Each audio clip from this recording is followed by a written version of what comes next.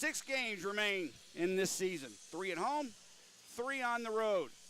With a win tonight, the Bulls can assure themselves of no worse than a second-place finish in the regular season and home ice advantage at least through the first 2 rounds if we're fortunate enough to be there, just like last season. All we remember is how that went, though. Not good, not at least the ending of it. But at the end of the day, you just need to get in. That's all. Last year, the 4th-place team, Roanoke, won it all. We finished 2nd last year behind Peoria, and the Rivermen this year are a point away from taking over that top spot from the Birmingham Bulls once again. Over the last week, there have been over 60 transactions in the SPHL. What does that mean? It means the playoffs are coming fast. Every team is trying to improve their roster to win a championship. Even last place Macon is turning their roster over in preparation for next season. Jody Cherneski here once again to bring you the action tonight, along with former Bulls goalie and current Alabama head coach Greg Drevening. Greg, we've seen 7 players on this roster, or we have 7 players on this Bulls roster with less than 10 games played for the Bulls this year. There is still time to add, but what are your thoughts on the Bulls roster as currently constituted? Are we done, or are we going to keep adding? Well, Jody, I think that you're always looking for that last piece of the puzzle. And, the Bulls, they've identified a couple of holes as of late, and they made a pickup on the waiver wire last week. And Taylor Brierly coming back from the East Coast League. He'll be back in the lineup tonight as a late addition, and that will definitely help bolster the backside. And as you do that, you just kind of start using these last 6 games to look and see. And what you're looking for is you're looking for the weakest link in the armor. Well, that's the problem I have with this, is we're running out of time, and with so many other players coming and going, we've got a player back. You mentioned Taylor Brierly from the East Coast Hockey League. Last year, I'll be honest with you, the players we received back from the East Coast Hockey League did not help us. In fact, they may have hurt us in the long run. And one of those players was Jordan Martin. He came back with either A, some bad habits that he couldn't break, or B, a bad attitude that he needed to leave at the door. Now, I don't foresee that with Taylor Brierly. He's a good guy, and he is one hell of a solid defenseman. He's not Paul Coffey. He doesn't have to be. But he is someone you can rely on that back end and know he's going to give you some solid minutes and give you his best defensive effort he can. Tonight, the Fayetteville Marksmen come to town. Last time they were here, they weren't the Fayetteville Marksmen, Greg. They were, the Carolina Reapers, and we weren't the Birmingham Bulls. That's we were the Cahaba Valley Vipers. Tonight, it's another specialty jersey night for Birmingham. This one is a very good cause, Guns and Hoses. I'm not all that familiar with it, but I do know that anytime you bring first responders in and honor them and do some things for them, it can't be a bad thing. So a little bit of history on the Guns and Hoses, Jody. It's something that started off in New York as a charity game between the firemen and the police department. And they started off, in the first couple of years, it was just all kind of fun and games, good little charity game. Well, then, once the years started getting behind them, it turned in, they started having fights in it and brawls and all this kind of stuff, and it really got cutthroat. So a lot of history there if you ever want to YouTube it and look it up. But look up some of those Guns and Hoses New York charity games, so to speak. All right, we're about set for a national anthem. Let me give you tonight's starting lineup first for Fayetteville. On defense, Matt Arujo, along with Tyler Love. Up front, there's a trio of players that Fayetteville hasn't had for a long time that are difference makers, Greg. Simon Boyko, back from the East Coast Hockey League. Todd Goring, back from the East Coast Hockey League, as well as Max Johnson. All 3 of them were major in all 3 games. Fayetteville, during those 3 games, has scored 21 goals, and they've only given up 8. That's an average of 7 goals a game. Now, granted, 2 of those were against Knoxville, but 1 was against Roanoke.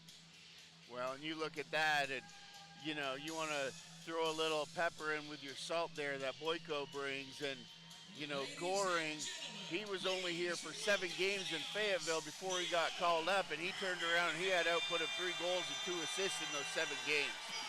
When players like this come in, as the Bulls take the ice, I can recall so many good defensive hockey players in the National Hockey League. Bob Gainey comes to mind right off the bat. You almost need somebody to say, wherever he goes, I want you to be able to smell his breath that close to him. Do we have anybody on this team that can do that to this line? Because they're going to be lethal. There's no doubt about it.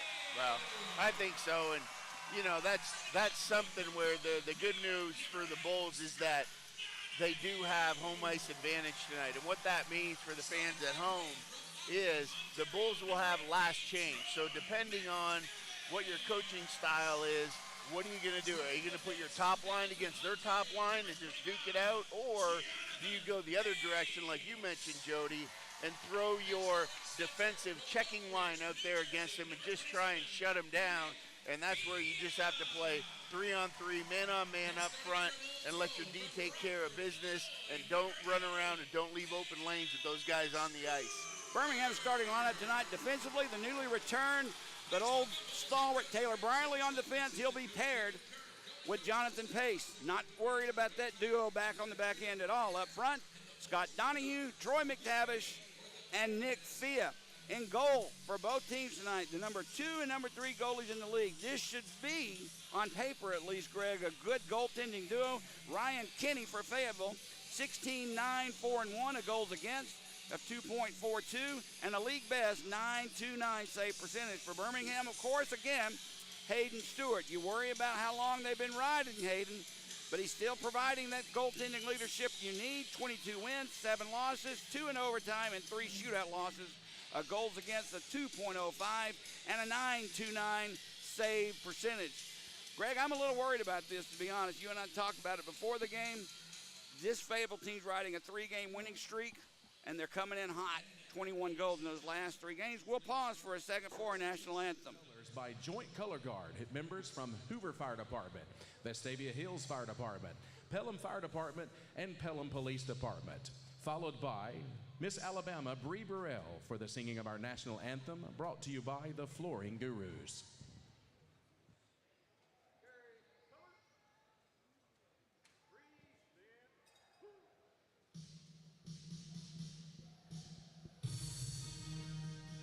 Oh, say, can you see by the dawn's early light what so proudly we held at the twilight's last gleaming, whose broad stripes and bright stars through perilous fight o'er the ramparts we watched were so gallantly streaming, and the rockets red glare, the bombs bursting in air gave proof through the night that our flag was still there. Oh, say does that star-spangled banner yet wave o'er the land of the free and the home of the brave?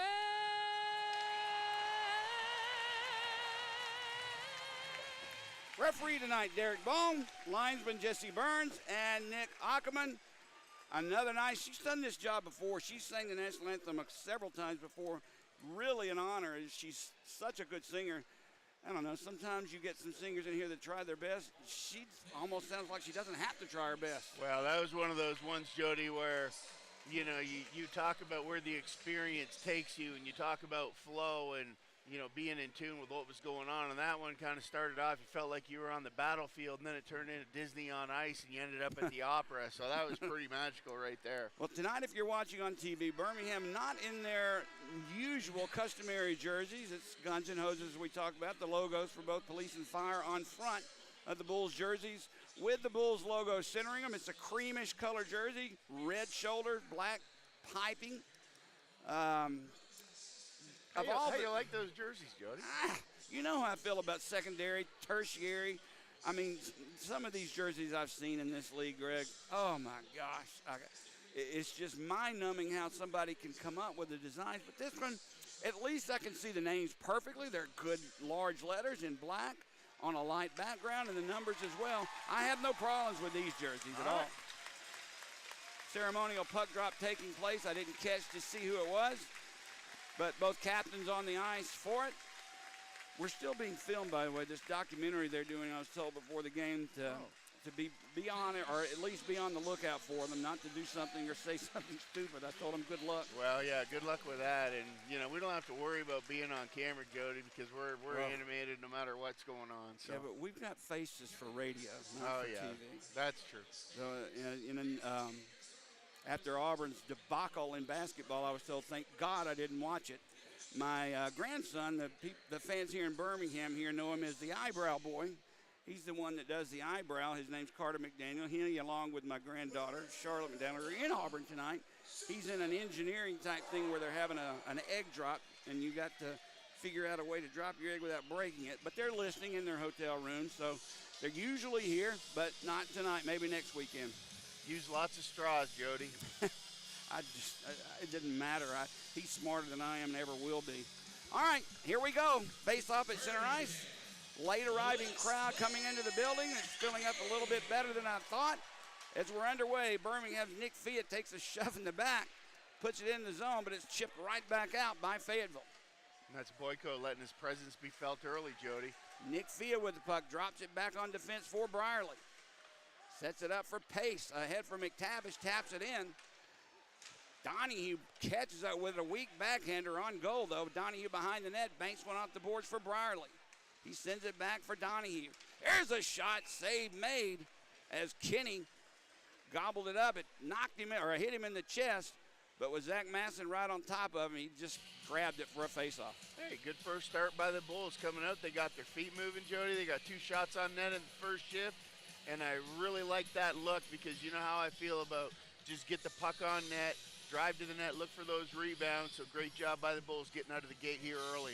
Wiesner, Sinclair, and Masson out now for Birmingham. Out the draw, Matt Clark, a newly acquired defenseman for Birmingham, sends it around the net.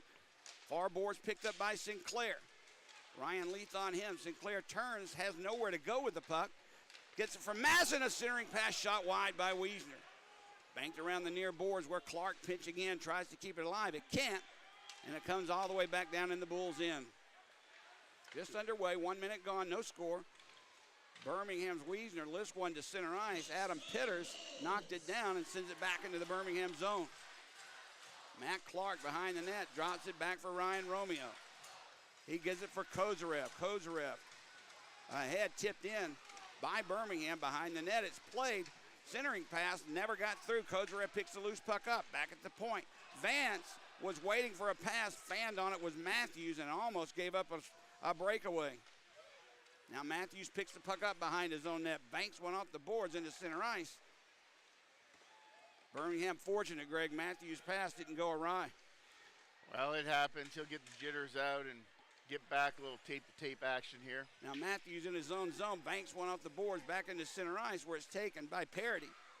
Ahead for Coburn, who's wearing a full face mask. I'm not sure why, but I'm sure maybe a puck or stick to the head caused it, as his puck is covered up there by Ryan Kinney. Face-off will come to his left. Birmingham changing lines. Once again, though, Brierly is back out. A lot of ice time out right off the bat for Taylor Brierly. He's wasting no time putting him in action. So if I was going to go on Amazon, Jody, and get a Mace Fast, where would I get one of those? You know, you can start on me. I've already told you, Fayetteville has a new player tonight. His name is Todd Goring. He's out on the ice now. It's just a matter of time before I call him Butch. as in Butch Goring, but I appreciate you letting everybody know how many mistakes I can make. That's okay. Boyko tips one, tried to get it to center ice. Max Johnson takes the puck and flips it. Brierly gloves it, drops it. Look out. He gets away with it. Warring on him, so he'll drop it back for his defense partner, Pace. He sends it to center ice. Donahue couldn't catch up with it. Boyko takes it through the slot in the Bull zone. Poke checked away from him, and McTavish backhands one for Fiat. Off the mark, Arujo had it. He lost it. McTavish banks one off the boards, and there's a head-manning pass intercepted by Pace. Birmingham brings it right back in. McTavish, a shot blocked by Arujo. Now Wiesner and Johnson bang into each other, and the puck comes free back into the Birmingham zone. Matt Clark, pass ahead. Birmingham tips it into the far corner. Masson going in after it. He goes down, puck loose under him. Barrow sends it up the boards, and we have a whistle blown by the linesman in front of the Birmingham bench. What's going on with that? I hope he's not calling too many men on the ice there, because that was kind of Well, he's talking with the referee, Derek Bohm, about it Yeah. now. I don't know. Birmingham penalty box door was open. Now it's closed. They're still discussing it. Maybe they'll, nope. He's going over to make Yep. a call. You know, the NHL has a rule change coming in.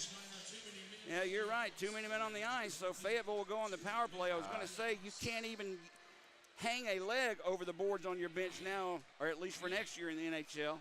Well, and before Fayetteville goes on this power play, I was just going to say the Bulls D, especially Brierly, was doing a really good job on Boyko, taking away time and space from him and stepping up as soon as he came across the blue line and forcing that shot. Fayetteville's power play, 43 power play goals on the year, 25% success rate. Birmingham's penalty kill, they've given up 30 power play goals and 81% success rate. Birmingham clears the zone. Out of his net, Kinney leaves it for Arujo. 3 minutes gone in the first period, no score. Fayetteville on the power play. First one of the night for either team. Max Johnson with the puck, brings it into the Bull zone, gets away from Carson Rose. Johnson with a shot, save made. That was a lot more difficult than it looks. Loven with the puck. He drops it down low. Boyko up the boards, Arujo keeps it in. Johnson sends it over here for Simon Boyko. Boyko hit on the play by Rose. Puck goes along the far boards behind the net. Goring has it. Centering pass for Boyko. He has it. Shot altered by Rose. Deflects behind the net. Johnson with the puck. Curls into that face-off circle. He whistles one wide. Boyko keeps it alive. Cross-ice pass for Johnson. Watched by Glover. Johnson lost it to Glover, who clears the zone. Good play there by Drake Glover, Greg. Absolutely good job there by the Bulls, just holding tight, keeping good position, and forcing Fayetteville to get a turnover. 50 seconds to go on the power play. Boyko brings it in the zone. He gets past Wiesner. That's picked up by Coburn behind the net. Back at the point. Barrow for Boyko. Open net. Good play by Brierly. He deflected the puck away. Boyko had a wide open net to shoot at. Now, along the far boards, Tyler Love has it for Fayetteville. He drops it off for Coburn. Curls away from McTavish. Now Barrow has it, far side. There's a shot by Coburn, gloved and held on to by Stewart.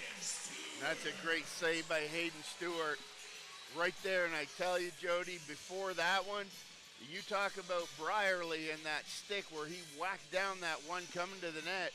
Hayden Stewart just kind of lost that one coming east to west across, and we saw it, and, you know, I saw it with you, and there was like a lot of net there. And Brierly, it was in the net if he Brierly knocked wasn't that there. one down, so. 20 seconds to go on the man advantage for Fayetteville. Face off to the right of Hayden Stewart. Puck drop, loose. Dalton Hunter had it. Steered aside by Stewart, played by Leith in the corner. Now it comes free. That's Dalton Hunter. Centering pass went through the crease. No one there. Boyko keeps it alive. We're down to the last 5 seconds of this power play. Birmingham will kill it as the puck comes to center ice. A big collision there by Sinclair and Jamie Dorsey. Both went down. Now the puck is loose in the Bull zone. It's going to come right in on Stewart, and I know what he's going to do.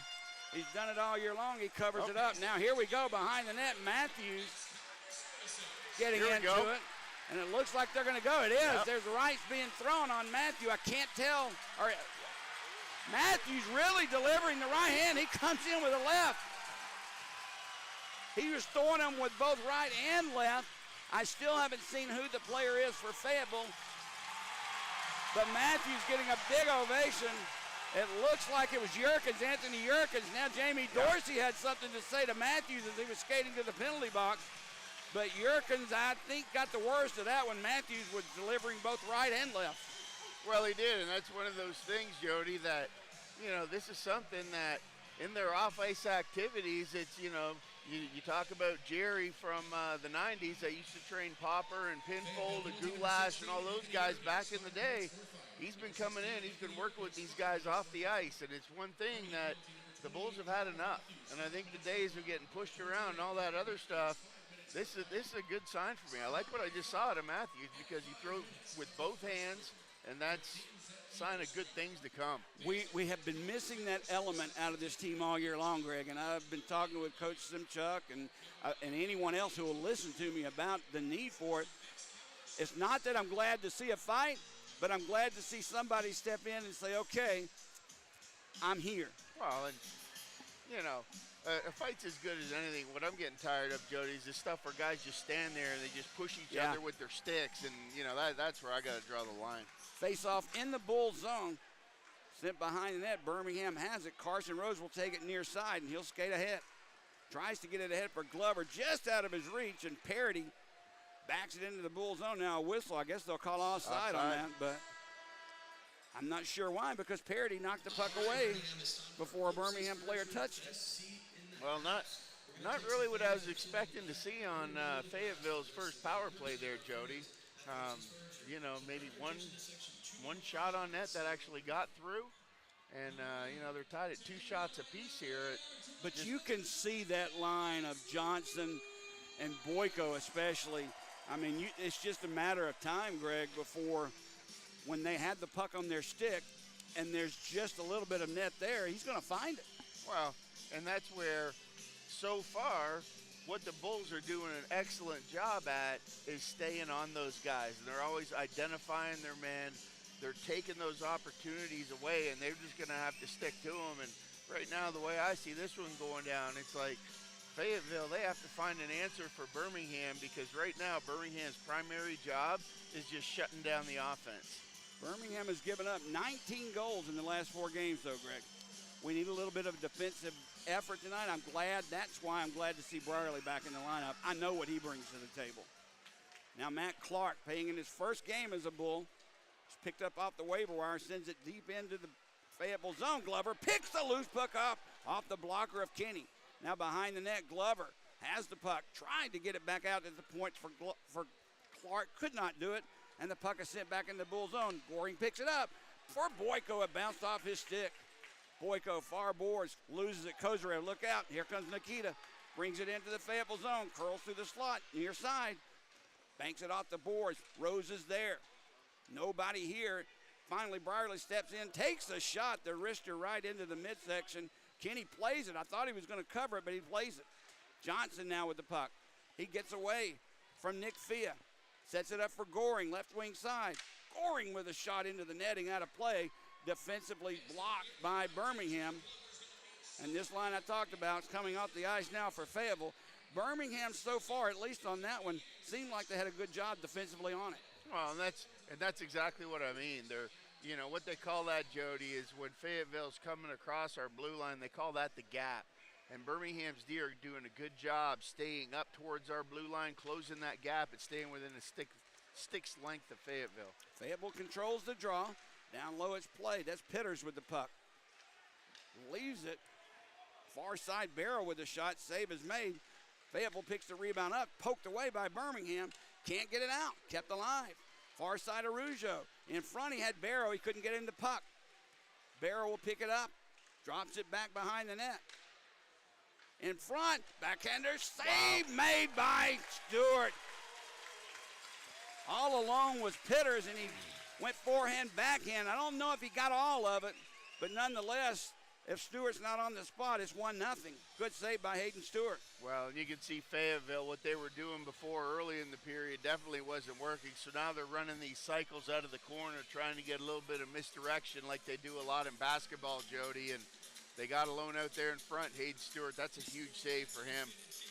Loven on the draw for Fayetteville along with Sinclair. Birmingham's Vance picks it up. He'll bank one off the boards, off the stick of Masson, sent right back in. Birmingham, now Vance will bring it into the Fayetteville zone. Behind the net for C.J. Walker. He loses the puck. Loven tries to get it out. Fayetteville clears now as Coburn takes the puck. One man back, that's Romeo. Coburn tries to cut around him in front.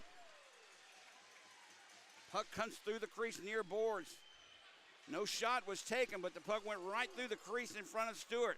Now that's Parity behind his own net as Birmingham changes lines. 12:49 to go, first period, no score. Fayetteville in Birmingham. Now Brierly plays it behind the net for Clark's taken away from him. Coburn stole the puck. Now Fayetteville's Goring has it, curls in that faceoff circle, sends a shot. Clark deflected it. Comes to the near corner, Brierly tries to get it away, he does. Taylor Brierly now with the puck. He sends one up front. Through center ice, Leith gives it up, Boyko brings it right back in. They're so quick with that. Birmingham takes it away, Clark gives it up far, right wing side. Carson Rose brings it in. Tried to leave it there for Clark, he wasn't expecting it, and here comes Max Johnson the other way. Johnson and Boyko. Big hit there on Johnson by Donahue. He goes down and costs the puck up because of it. Now through center ice, Fia had it. Lost the puck though, McTavish over skates. Defensive Birmingham sends it into the near left wing side. Fia in front for Donahue. His shot deflected by Arujo out of play. So a faceoff will come in the Fayetteville zone. Right now, shots on goal even, 3-3. Pretty good pace up and down end-to-end action, Greg. Oh, yeah. You can see Fayetteville, they're even changing up what they were doing from earlier, Jody, even breaking out of their zone, where before they were kind of coming out five guys all together across the blue and the red. And now you can see they're trying to stretch their guys through into the neutral zone, throw a couple guys up there high, see if they can't get some gaps here in Birmingham's defense. Off the draw, Fayetteville controls as Barrow curls back. Gets away from McTavish, and he'll gingerly skate through center ice. McTavish gives him a bump, but Arujo sends it in deep. Out of his net, Stewart couldn't play it. Carson Vance, look out, backhands a pass. Birmingham fortunate to get it. Off the stick of McTavish, he taps it into the Fayetteville zone. McTavish takes Arujo into the boards hard. Now Fia behind the net, tries to poke it free. Still loose along this left side into the boards. Penalty coming up. This will be another power play for Fayetteville as a trip, I believe, is going to be called on Nick Fia. I'm not sure. Yeah, he did it, but that's a tough one. I mean, it's one of those ones where he sees the puck on the far side. He's kind of sticking his stick out to go after the puck. And, yeah, at the end of the day, if a guy steps on your stick and blows an edge, then I guess you are responsible for your stick. You're responsible for your stick is right. You know, I don't have a problem with that. I don't like this, as long as it goes both ways, I don't have a problem with it, okay? Going back-to-back against Fayetteville is not what we had in mind here in the first 10 minutes on the kill. 11-12 to go in the first period. This is Fayetteville's second power play of the night. Far side, played by Johnson around to the near boards. Glover must have broke his stick. Stick on the ice, far side, Johnson has it. Glover playing without a stick. Johnson curls away from Rose, gives it to Boyko, a shot deflected by Romeo wide. Fayetteville keeps it into the Bull zone. Johnson has it, gives it to Boyko. Backhand pass for Max Johnson. He drops it for Boyko.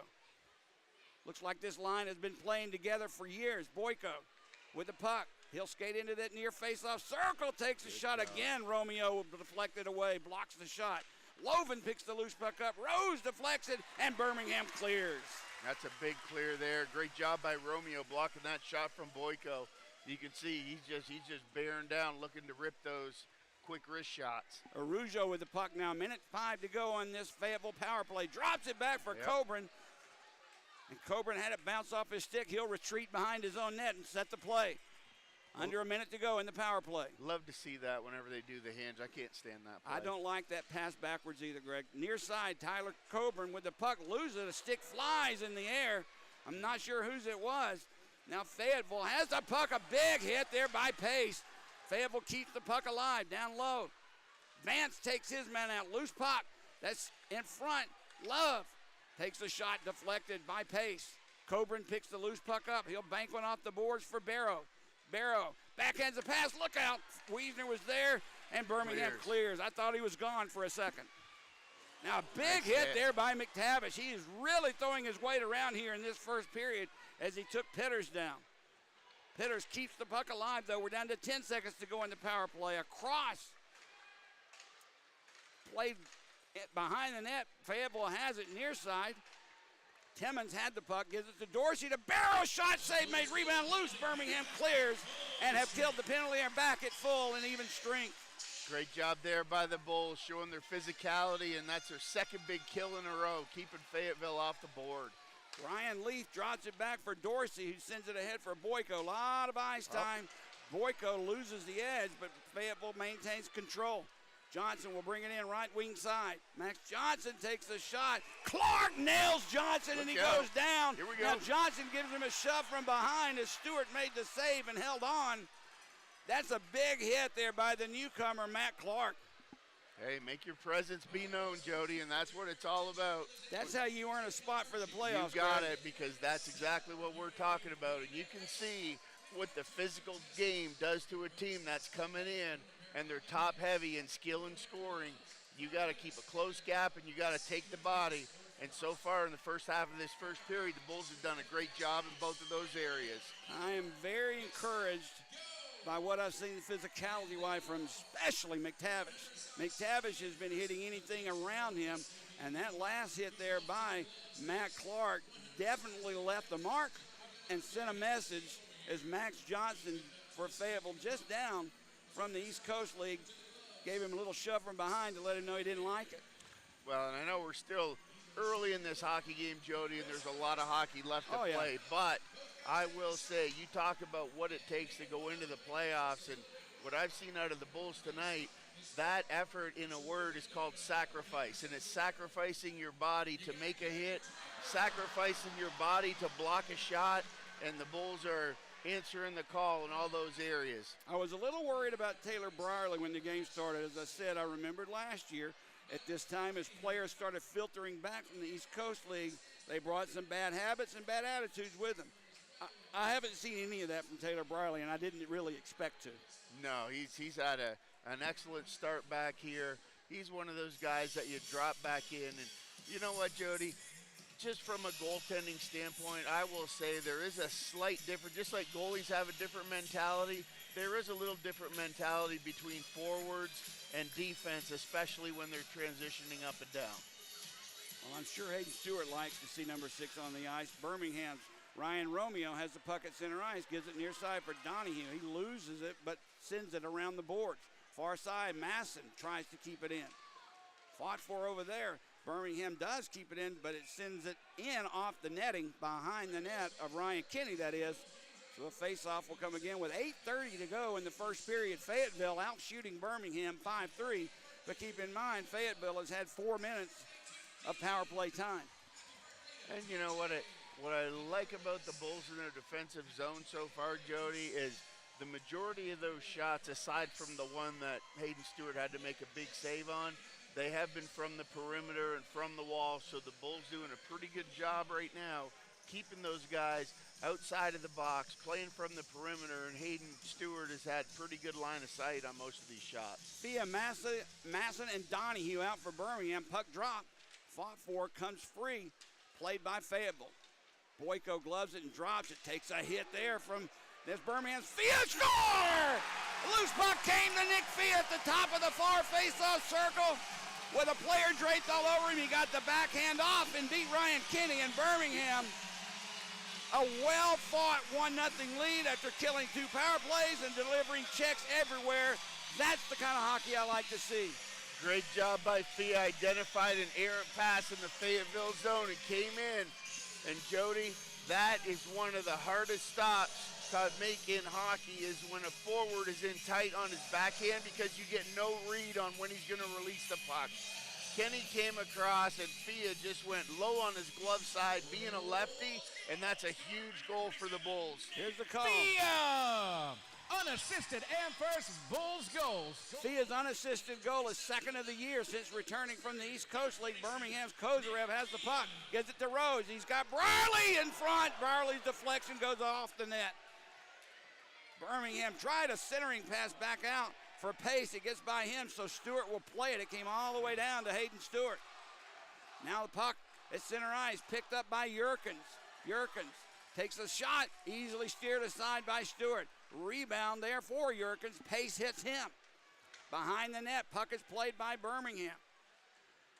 Through center pass there for Glover, and it bounces off his stick. Yerkins turns, spins, just goes wide. Again, that puck passed in a dangerous zone into Birmingham's defensive zone as Grant Loven has the puck. He'll send it behind the net. Glover goes down, played behind the net. There was Yerkins lurking in front, but Dalton Hunter couldn't get him the puck, and Birmingham clears. Good job by Pace to intercept that pass there. Bounced it off his skate and then had the wherewithal to pull it, take the hit, and then clear the zone. Wiesner had his man, so Fayetteville just sends it in deep and chases. Matthews catches up with it first, leaves it for his defensive partner, and Birmingham clears. Picked up near side. Sinclair has it. Sinclair sends a shot. Arujo deflected it, though, into the netting. So we'll have another face-off in the Fayetteville zone with 6:54 to go here in the first period. Bulls leading 1-0. I tell you, Jody, down there on that side wall where you could just barely see it, but you saw Matt Wiesner with that puck coming around the boards, the hard rim by the Bulls D, and Wiesner stood in there and he took the hit from the Fayetteville defenseman to set those guys free and make that play. The puck clears the zone. Birmingham goes down on 2-on-1. Walker, Sinclair, and Wiesner out for Birmingham. Face-off in the Fayetteville zone. Puck goes behind the net. It's picked up by Dorsey. Wiesner takes it away from him. Now Walker taps it around near side. Sinclair back for Birmingham behind the net. Dorsey takes his man. Puck fought for. Tied up underneath the Dorsey and Walker. Still there. Pitters now trying to knock it free. They'll have to play it. Still tied up. Puck bounces free. Pitters has it, and he'll set it up far side. Now through center ice. That's Timmons had the puck. Loses it. Sent back in to the Fayetteville zone where Ryan Leith will take it and skate away. Ahead for Johnson. Johnson backhands one deep. Back to get it Birmingham. Behind their net. Again, I don't like that pass. It goes through the center ice, but it does clear the zone. Donahue will pick the loose puck up and bring it in. He has Fia with him. Donahue cuts in front. Bad save made by Kenny, and a good one. Boyko brings it the other way that quickly. Dropped it back. Simon Boyko tries to get away from Romeo. Behind the net, Boyko, a nice centering pass, but nobody there, and the Bulls clear. That time, Boyko fooled everybody on the Bulls defense and his own team with that pass. Boyko lost the puck there at the center ice stripe. Birmingham has it, loses it as Boyko takes it away and gives it to Johnson. Johnson gets away from Rose, but Glover picks the puck up, gives it to Rose, one-on-one. Now Arujo steps in as well off the bench. Carson Rose has it along the near boards, centers it there through that face-off circle for Kozarev, who has it at the blue line now. Nikita sends it behind the net. Rose had it, lost it as he tried to set it up for Glover, and Fayetteville gets it out through center ice. Nice hit by Matthews there to break up that play. Fayetteville coming out across their blue line. In their own zone, Birmingham tips it into the crowd. You don't see the puck go in front of us very much, but that time it did just to our left. With 5:01 to go in the first period, Birmingham up 1-0. Greg, this game has kind of a playoff feel to it. It does. And, with the Bulls coming in, they're being physical, they're moving their feet, and what I like about them is they're controlling the puck down low, and they're passing the puck tape to tape and not just throwing it blindly. Fayetteville, as I mentioned, winners of their last 3 games. They're trying to keep that winning streak going. Birmingham needs to stay ahead of Peoria, just 1 point ahead in the standings. They'll send it into the Fayetteville zone. Turned aside, Dorsey ahead for Coburn. It deflects off the stick of Vance all the way down behind Stewart off the netting. So as we have our last media timeout of the first period, Birmingham 1, Fayetteville nothing. Fayetteville out shooting Birmingham 6-5 to this point. Well, one of those things, Jody, where, for Fayetteville to have 6 shots on net and having 2 power plays, the Bulls, they have 5, but, to me that tells me when the Bulls aren't on the kill, they're taking the play to Fayetteville here early. Well, how much of that do you attest to just the physicality of Birmingham versus the defensive strategies that we're playing? Well, tonight, is a very different, like you talked about what a playoff game feels like, Yeah. right? And you talk about the number one thing, what does it take to win a championship? Every guy, whether you're a goal scorer or whether you're Butch Goring, Bob Gainey, right? You're a defensive forward, defensive defenseman. You have to play defense first because defense wins championships. And I think that's why we're seeing a 6-5 game or 6-5 shots on goal right now, because the Bulls are taking care of their zone first.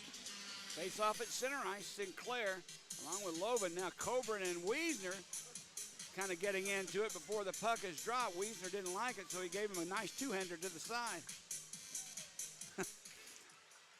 Now 4 players go down. Sinclair easy. gives Loban a shove Yep. as Wilkins sends it in deep. Birmingham does clear, though. Wiesner has it at center ice. 2 men back, so he just chips it deep. Wiesner goes in after it. Wilkins and Parity. Parity comes out with the puck for Fayetteville. He gives it for Coburn, and it's deflected into center ice, where Ryan Romeo sends it right back in. Now something is on the ice that doesn't look like a stick, Greg. It looks like a string. I wonder if Is they that- I wonder if they have Wiesner mic'd I know up. what that is. Wiesner was mic'd up for the documentary right. they're filming, and he lost it in the Fayetteville zone. There is a documentary being filmed on the Birmingham Bulls that you and I were a part of even, and that's what that was, a microphone. Absolutely. I haven't seen that very much in my lifetime, a microphone being on the ice, because a player dropped it. Clark sends it far boards. Arujo has it.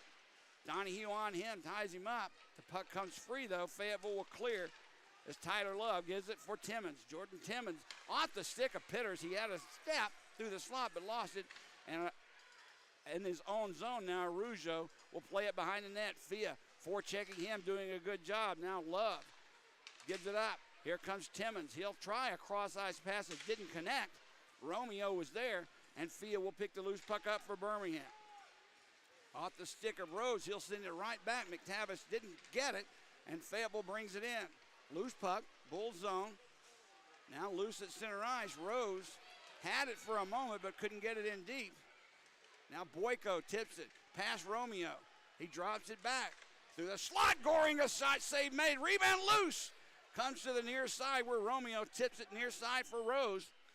Rose gives it up for Kozarev. He'll skate through center ice. He's hit there by Johnson, so he'll send it in deep.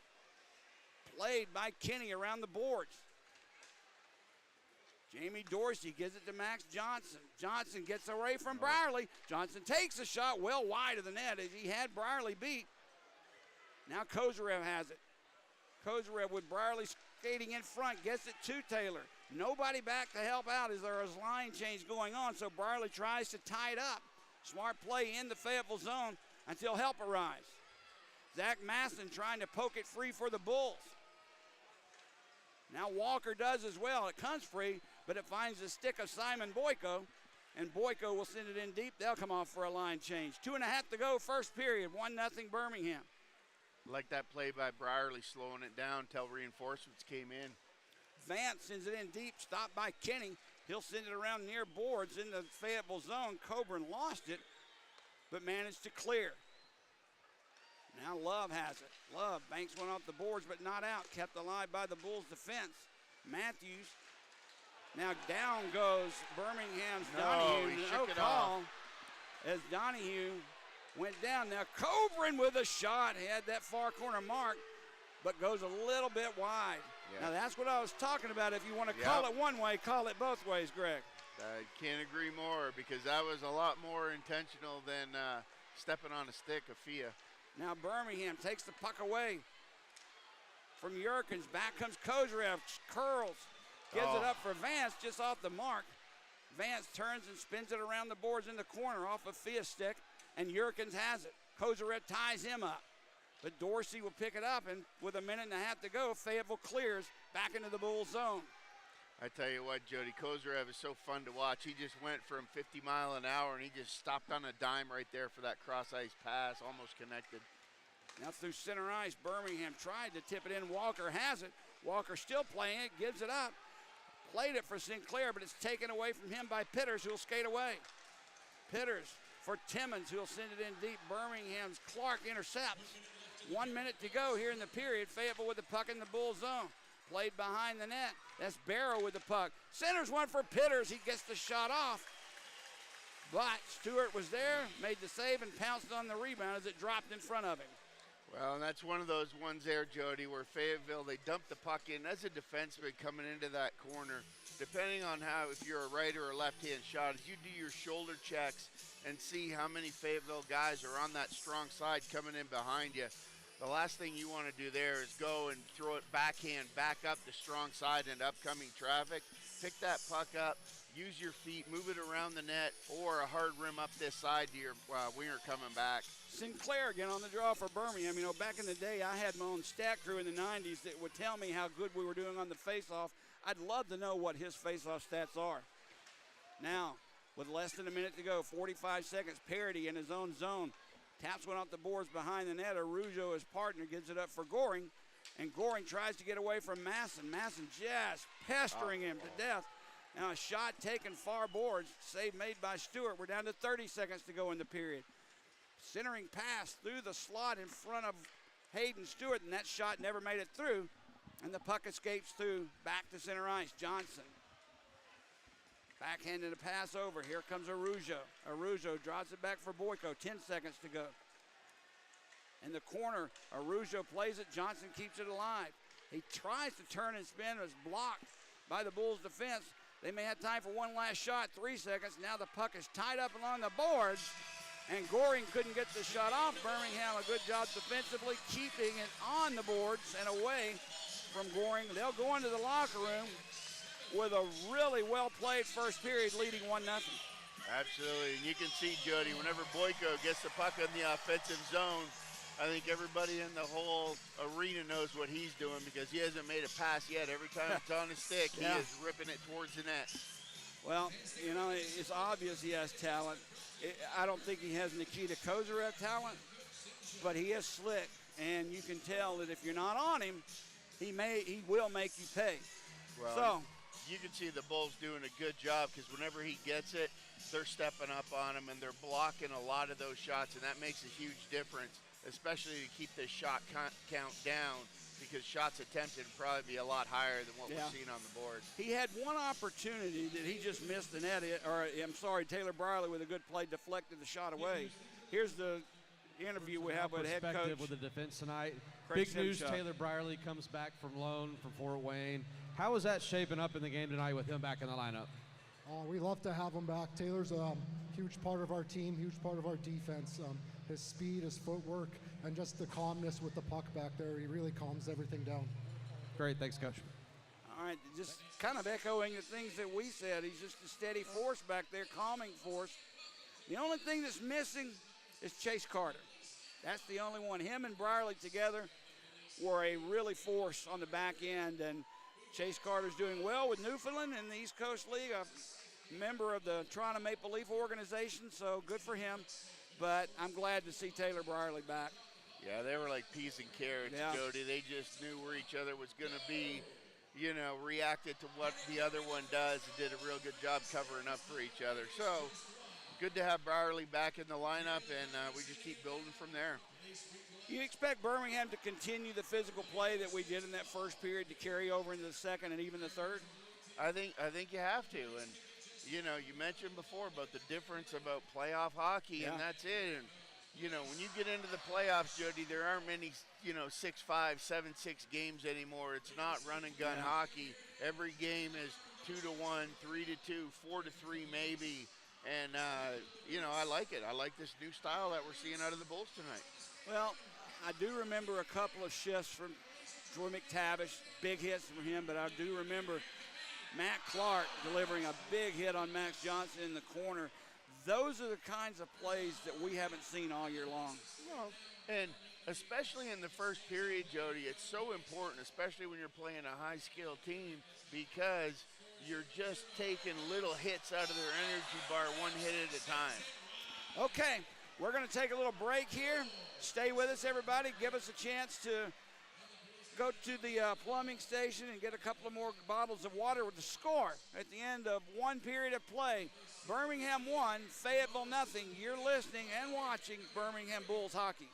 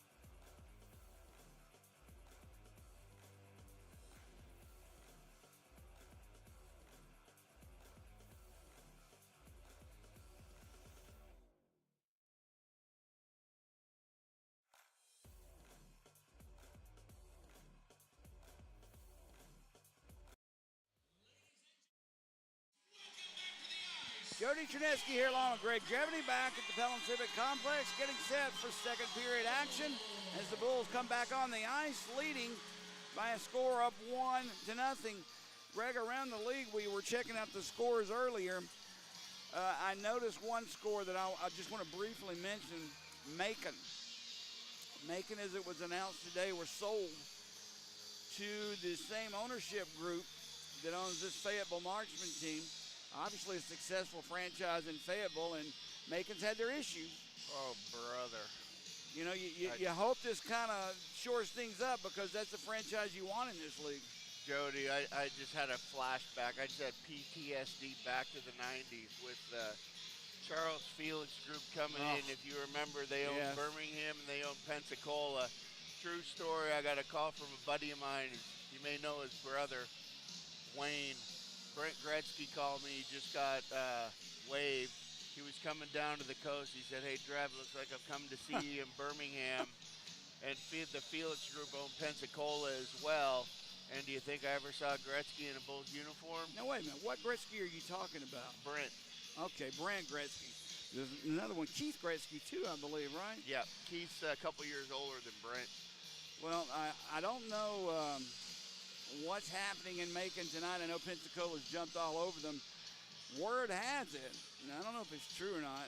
I have no reason to doubt who told me this, but word has it that their coach, Macon's coach, was fired prior to the game tonight. So I know they had no assistant coach in Macon. So what is this, a player-coach situation tonight for Macon? Well, you might do that, or you might have a 50-50 raffle, and like just how we do the jersey off the back, you might get to go, be the coach of the Macon Mayhem for a game. You just hope they get it squared away and in a good position for next season. I don't know. I mean, it's been rough in Macon the last couple of years. That's the best way to put it. Okay, we're set for action here. Face-off at center ice. Puck is dropped and controlled by the Marksmen. In their own zone, Donahue forechecking, can't get the puck away, and Johnson pushed there by Donahue, drops it back on his defense, and it's brought into the Birmingham zone by Tyler Love. Banks went off the boards. Birmingham intercepts, sends it near side. Nick Fia has it. He lost the puck, almost gave it up to Boyko of all players, but Brierly was right there to take the loose puck, and Birmingham's Donahue brings it back into Fayetteville zone. Tried to drop it back for McTavish. Boyko knocked it away. Played behind the net, Arujo and Fia. Arujo tied him up, almost hauled him down with that arm, but he got it away. Puck loose. Donahue was there at the face-off circle, tries to bang one out in front, couldn't do it. Donahue drops it behind the net for Fia. Arujo tying him up as well. Romeo tries to keep it alive, he can't do it, and the puck comes free to center ice. Really like that cycle down low by the Bulls, Jody. Now Masson will bring it into Fayetteville zone. He takes a shot, goes wide, kept in by Wiesner. Wiesner pops it behind the net, picked up by Love. Wiesner, a good job, intercepts, drops it right back around near side. Masson gets there first. Now it's played by Sinclair for Wiesner. Sinclair takes it back, takes a shot. It was deflected in front or off the stick. Now another shot taken, steered aside by Ryan Kinney. Behind the net, Birmingham will play it. As Sinclair loses it to Tyler Love. He tries to get it out. Bulls keep it alive. Matt Clark takes a shot, deflected by Johnson, and it goes into the netting, out of play. Birmingham doing a good job forechecking early on.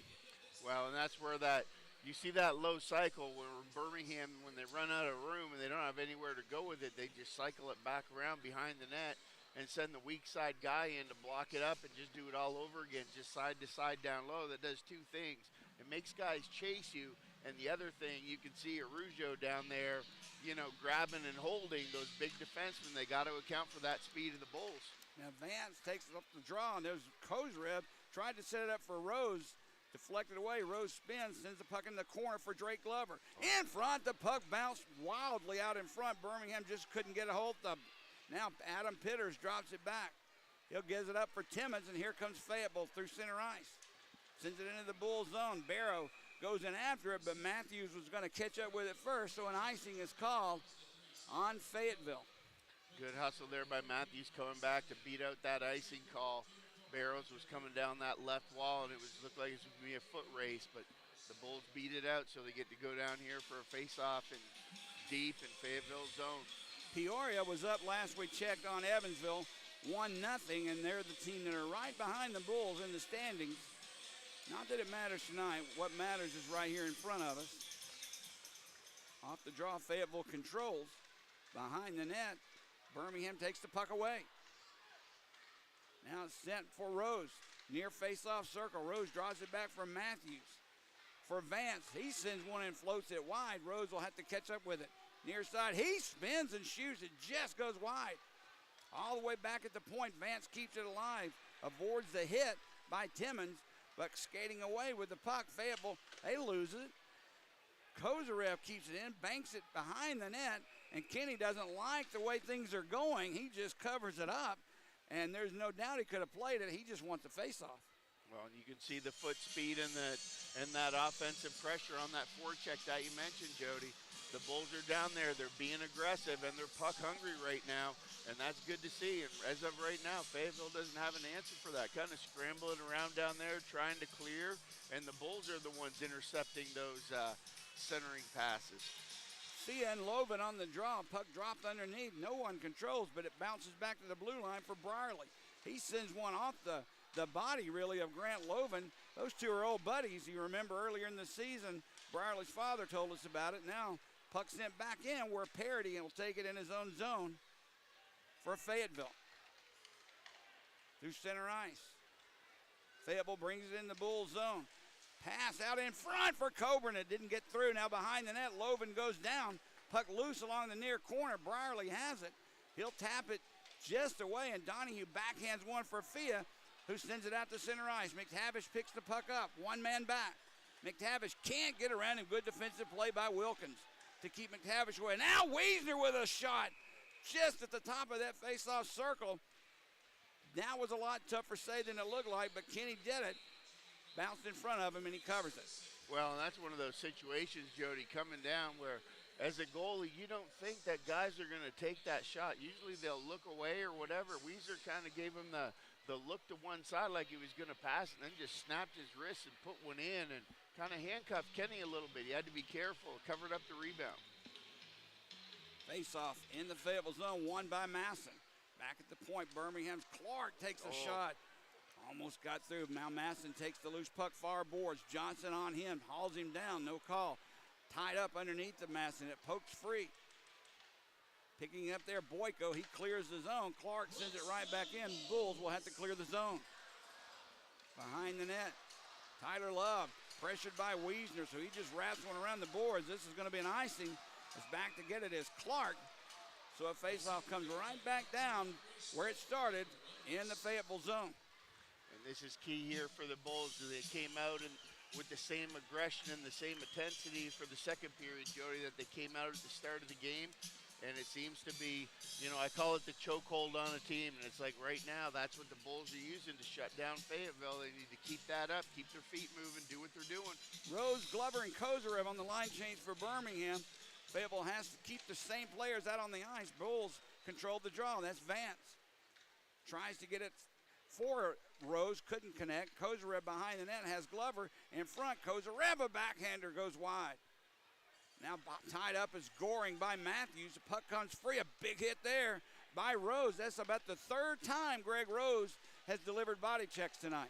Well, good to see Rose out there throwing the body and making it happen. That always gets the boys pumped on the bench for sure. Now along the far boards, puck being fought for, tied up underneath the Kozarev. Birmingham will need a line change pretty quickly as Fayetteville clears the zone. As Johnson tried to backhand one over to Boyko just out of his reach. Played along the boards and out.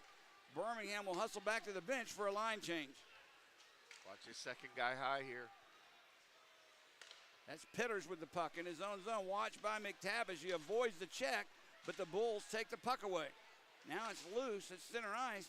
Put back in the Bull zone. As Timmons had a pass out in front for Pitters, it was behind him, and Birmingham banks one off the glass into center ice. Off the stick of Goring, comes all the way back in on Kenny. He'll play it behind his own net, where it's taken there by Jamie Dorsey. The big defenseman sends it far side. They will clear. They had a player floating. That was Barrow. He couldn't catch up with the puck, or he was free. Birmingham sends it right back in, and this will be icing as Ryan Leaf touches up, and we'll have an icing call on the Birmingham Bulls. Face off back in the Bulls zone with 14:46 to go here in the second period. And you can see Fayetteville trying to stretch that weak side winger, Jody, and make something happen and try and open something up here. But the only time Fayetteville has had any offensive opportunities is when the Bulls had the puck in the neutral zone and just failed to get it deep. Fayetteville broke it up, played the short ice, and that 2-on-1 coming down, pass into the slot. Luckily, Fayetteville did not connect on that one. We talked about it, at least you and I did before we got back on the air. There was an extended break in between the first and second period. There was some sort of a game going on between the police and firefighters. But that extended play in the locker room, you've been there before when that happens. Does that do anything to you before you get back on the ice?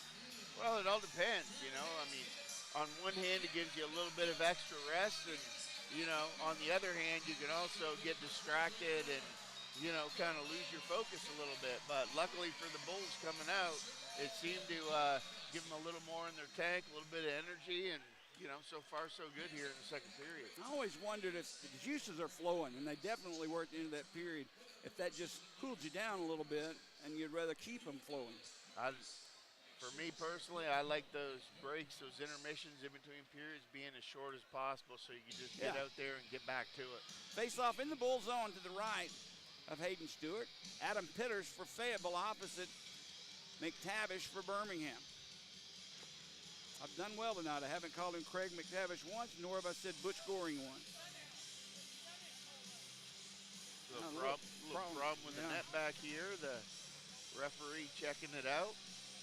Looks like it's okay. I'm not sure if the netting had came back from, well, I guess it's not okay. There may be a problem with a hole in it. He's checking out the backside of it. He sent Hayden Stewart away. Yeah, there's a little spot. Yep. I just saw him pick it up at the very bottom where it connects with the post in that B section behind the net on ice level. Yep, this is where I'm sure they'll be skating over here to Ray Pack and saying, hey, have you got an extra skate lace in your pocket? And pulling that out because, you know, it's in that, you know, there's a thick white pad that goes along the bottom of the net and curls all the way around. And then on the back side of the net, there's a protective covering, that bigger white covering that comes out. And it looks like there's a gap where it just maybe didn't get laced up. Not quite sure about that, but yeah, it looks a little suspect. You and your Alabama team played on this ice before this game. Did one of your guys rip a slap shot or something and rip a hole in the net? No, I doubt it. we definitely didn't show up today, Jody, and you know, actually with you being an Auburn fan, Auburn's losing to Florida over there right now in their SEC Do you think game, I'm surprised by that? Well, Do you? But all right, look, Greg. I gonna... watched Auburn play baseball last night, and I watched them lose to Arkansas 1-0. I started to watch Auburn play basketball today until they gave up 9 points to start the second half, and I shut it off because I know better.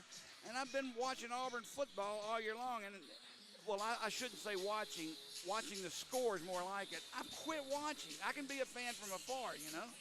Well, Jody, with your track record, here's what I need you to do. We play at 2 o'clock tomorrow right here. And I'll beat them 8-0 if I'm here to watch. I would really like for you to come and cheer for Auburn. Between the Toronto Maple Leafs and the Auburn Tigers, I think I just may need to start reading books instead of watching sports. They're still working on the net. The hour left. It's off the mooring. Looks like they're just going to replace the net, Greg. Yeah. You know, just since we got a little break in the action here, just to kind of go off of your Toronto little romp here. How about Doug Gilmore's son? Got waived last week. I was so disappointed. Doug Gilmore's son, I believe his name's Tyson. Yep. Gilmore was on the Fayetteville roster, and I was just ecstatic about actually meeting one of my heroes' son. And I know that sounds weird, but man, I love Doug Gilmore and the way he played hockey. Him and Wendell Clark both. Wendell's my favorite, but Dougie Doo's not far behind. And I really wanted to talk to him and ask him about one thing, the high stick that Gretzky gave his dad that should have been a 4-minute power play for the Leafs that cost us a Stanley Cup. I wanted to know if his dad actually still talked about it, you know? but he's not here. He was waived by Fayetteville, picked up by Peoria of all teams. So unless I see Peoria in the playoffs, I won't get a chance to say anything to him. Well, strong possibility of that, Jody. So we'll see how it goes here. But one way or the other, we're going to see him here in the near future. Evansville up 3-1 on Peoria now as we speak. So wins, well, we got a long way to go here. It's just 1-0, and this is a Fayetteville team that's not like the last time we saw Fayetteville. Fayetteville at one time lost, I believe, 11 or win 11 games in a row without a win. This is not the same team as we saw then. This is a much better hockey team tonight than we saw on the ice from Fayetteville last time.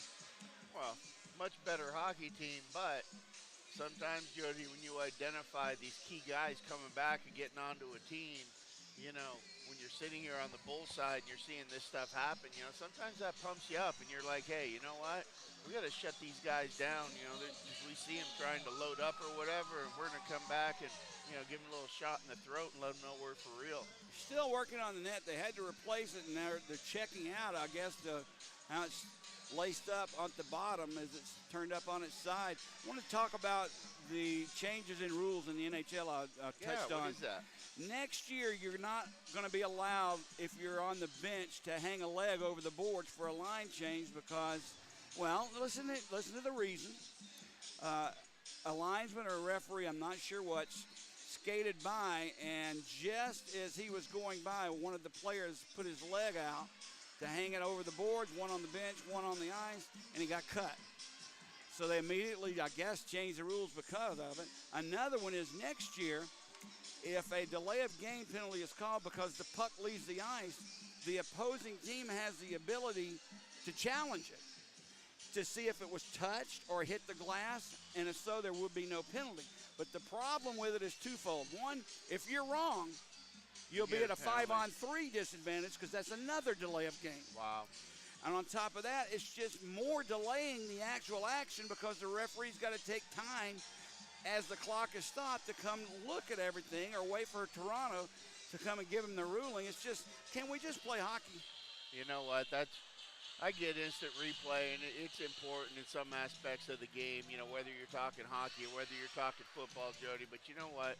Back in the day when we didn't have it, the sports were just fine. Yeah, we were okay. We yelled at the referee for missing a call, and we're on our way.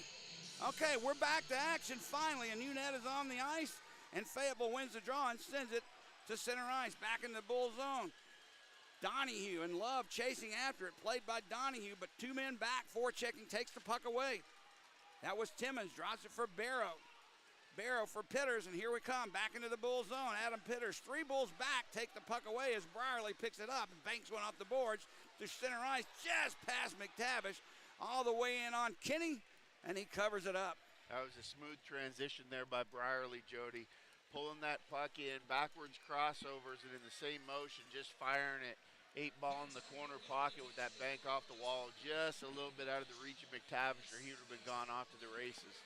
Romeo and Clark out defensively for Birmingham, along with Masson, Sinclair, and I believe that's Walker. On the left wing, 14-18 to go, second period, Bulls leading 1-0. And they'll change sides. Didn't like that look for some reason over there, so they'll come over here to the right side of Kenny. I don't know why they changed. He covered up on his right post, so it should have been over there.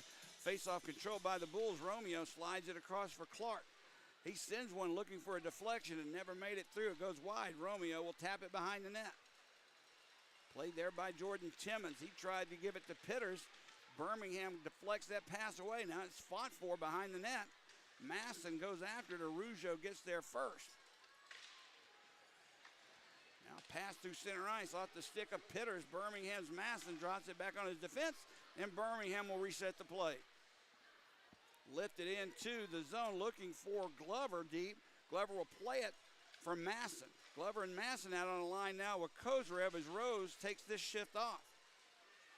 In front of the Bulls bench, played by Rougeau, tried to set it up for Pitters out of the reach, and Birmingham's Kozarev has it. Drops it back on his defense. Forechecking there by Coburn, so he gives it for Vance, who'll tap it to Kozarev. Nifty move by Kozarev. He lost the puck, though, as Coburn takes it away. They'll take it into the Bull zone. Look out. Coburn takes a shot. That one goes high. They were looking for that top corner. Played behind the net. Round far boards. Clark tries to get it out. Matt Clark fighting for it. Taken there by Loven. He draws it back for Yerkins for Coburn off the mark. Now a bad angle shot by Loven. Almost made it in. Behind the net, Grant Loven has it. He sets it up for Coburn. Yerkins in front, but Birmingham takes the puck away and will come through center ice. Glover taps it in. Line change for the Bulls as Rose goes in after it. Taken away from him by Dorsey. Far boards off the stick of Coburn. There's a shot turned around. I believe that was Fia who just slapped one, but it went high into the netting. So with 12:34 to go here in the second period, faceoff comes up in the Fayetteville zone. Yeah, good job there by Stewart. Even though it was kind of off, at a really bad angle, almost directly, parallel to the goal line. But that shot was a laser, and if Stewie wouldn't have been that close up on the post with his shoulder, that just gently rang off the post and came around. Off the faceoff, played behind the net, Donahue and Love. Tyler Love comes out with it, and he'll clear the puck into center ice. Romeo drops it back. He'll pick up the loose puck, gives it for Fia, taps it into the Fayetteville zone. Behind the net, Kenny will play it near side. Goring has it. Goring skates away from McTavish through center ice. They head for Johnson. Johnson return for Goring, cuts in front. Save made by Stewart on a give and go. Goring to Johnson, who was flying through the slot. Stewart got that glove out and denied him. Wow, is that ever? And they got it right over there, Jody. We're not worthy because that was a huge save by Hayden Stewart. Read it perfectly, anticipated the forehand, backhand, back to the forehand, was right there with that big glove to pull that one down. A heck of a pass, though, wasn't it? Yeah, it was. Wow. This line of Fayetteville means business. Birmingham doing an excellent job thus far keeping them off the board, but that was close. Boyko takes the puck far boards. Centers it for Johnson. Save made again by Stewart. Now another shot far side. Boyko. Bad angle. Stewart sticked it aside. Fayetteville putting the pressure on. They'll send the puck in where Stewart leaves it for Brierly. Finally, Birmingham clears into center ice, but Fayetteville puts it right back in. Stewart makes the save. Drops it back on his defense. Birmingham's Jonathan Pace sends it ahead for Walker, who taps it in. Wiesner goes in after. Taken away from him, Ryan Leith, far side for Boyko. He's had a long shift. Back for Ryan Leith. He'll curl right in front of his own netminder. Wow. And the puck he dropped right in on Kenny. Barrow has it near side. Pass intercepted by Glover. Look out. Glover tries to get away from Wilkins. He couldn't do it. That's a nice defensive play by Alex Wilkins. Good pick by Glover on the Bulls side, too. Fayetteville. Wilkins has it in his own zone. He'll backhand one ahead. Taken there by Timmons. Timmons far side. There's Barrow. Shot save made. He couldn't get all of it, but it was a knuckleball shot. Stewart with a good job to keep it out. Far side. Barrow has it. He's leading scorer against Birmingham this year, Tyler Barrow. There's a centering pass for Arujo, who had pinched in from the point on his defensive mark. Off the mark, and the puck comes all the way back down in the Fayetteville zone. Tipped in from center ice, back into the Birmingham zone, played near side. Birmingham's Fia has it. Ahead for Donahue, gives it to McTavish. One man back on him, so McTavish curls away, drops it for Fia. Fia has it behind the net, sends it around near boards. Matthews has to hustle to keep it in. He does, gives it to Fia. He's pressured by Love. Fia drops it back for Donahue. One-timer, Matthews goes wide. Rebound comes all the way back to Vance, who will go into the corner. His stick was knocked away. That's got to be a slashing call because his stick, he didn't get slashed, but his stick did, but that's still a slashing call in today's hockey. Absolutely, it was. Coming down, looking to make a play. It was Vance pinching in. Coming down into that left-hand corner and just got a stick whacked right out of his hands. That's Dalton Hunter on the call. Birmingham on the power play this year. 37 power play goals, good for third in the league, 23%. Fayetteville has given up 34 power play goals, but they have scored 4 shorthanded. And, one of those things, Jody, that, I tell my guys, if something happens out there on the ice, do not look to the referee and do not do what Vance just did, but I do believe that if Vance hadn't have done that, I agree with his with you. hands up in the air, there wouldn't have been a It call. was a late call, a Yes. late arm. Can I say that? Yes. Not a call, but his arm did go up after Vance asked basically, what are Yes. you doing? First power play of the night for Birmingham. Fayetteville 0 for 2. Off the draw in the Fayetteville zone. It's underneath of Sinclair. Birmingham does keep it in. Vance has it just inside the blue line. Near side for Wiesner. Return for Vance. Thought about it, but he'll set it up far for Fia. Down low, Birmingham has it. Back for Nick Fia. Vance, one-timer shot save made by Kenny. I don't think he got all of that on the puck. Now it's loose along the near boards. Birmingham has it. Walker sends it far side. Fia back for Vance. Wiesner is over here waiting for a one-timer. There's Fia. Down low, it's played for Walker. Back at the point for Vance. Down low, Walker behind the goal line. In front for Sinclair. There's Vance with a shot save made. Rebound loose. Comes right to Ryan Leith. Now Sinclair gets a slash from behind by Dorsey. Goes in after him. Now the scrum and the melee takes place. Cooler heads will prevail. But Greg, Dorsey gave him a slash. He did, but not the time and place, Jody. You definitely don't want to take the opportunity to go in there and try and do something about it when you're sitting on the power play right now. So No, you're right. smart play there. You take the number, and then somebody cleans it up afterwards. As we had the media timeout here, 9:18 to go, second period. Birmingham still on the power play. I said it in the first period. This just feels like game one of a playoff series. And we're so late in the season, Greg, and so many roster changes and people trying to position themselves and get tough players in for the playoffs. It just, you got to elevate your game at this point. Well, you have to do one of two things, Jody, and either you have to go out and find some sandpaper, or you have to look in the mirror and you have to say, you know what, I need to be better sandpaper. Yeah. And that's kind of what I'm seeing out of the Bulls here. I mean, we've been talking about it all year and just kind of looking for that key piece, but I tell you what I'm seeing, even Sinclair right there, you know, not just taking that slash, he turned around and said something about it. But he didn't take the bait. Right. He didn't retaliate. Absolutely. And thus Birmingham still on the power play. On the draw to the left of Ryan Kinney. McTavish, again, there's a lot of tie-ups. Puck comes free to Romeo. He'll send it up far side for Rose. Rose takes a shot, goes wide. Birmingham's big line. Rose, Kozarev, and Glover out on this power play unit. Now Glover has it in the near side for Kozarev. Kozarev has it. He's watched strongly. They'll come out and play you. In front, McTavish fanned on it. I believe maybe it was McTavish fanned on it. It was a nice centering pass. Birmingham will have to come back in their own zone. Romeo had it. Knocks the stick of Loven down. Kozarev will bring it into Fayetteville zone. We're down to 40 seconds in this power play. McTavish had it bounce off his stick. Nice play by Carson Rose. He took the puck away from a Fayetteville player. Rose sets it up far side, just inside the blue line. Rose gives it to Kozarev. Yep. Down low, Glover's there for McTavish. Wow. He just missed on that one.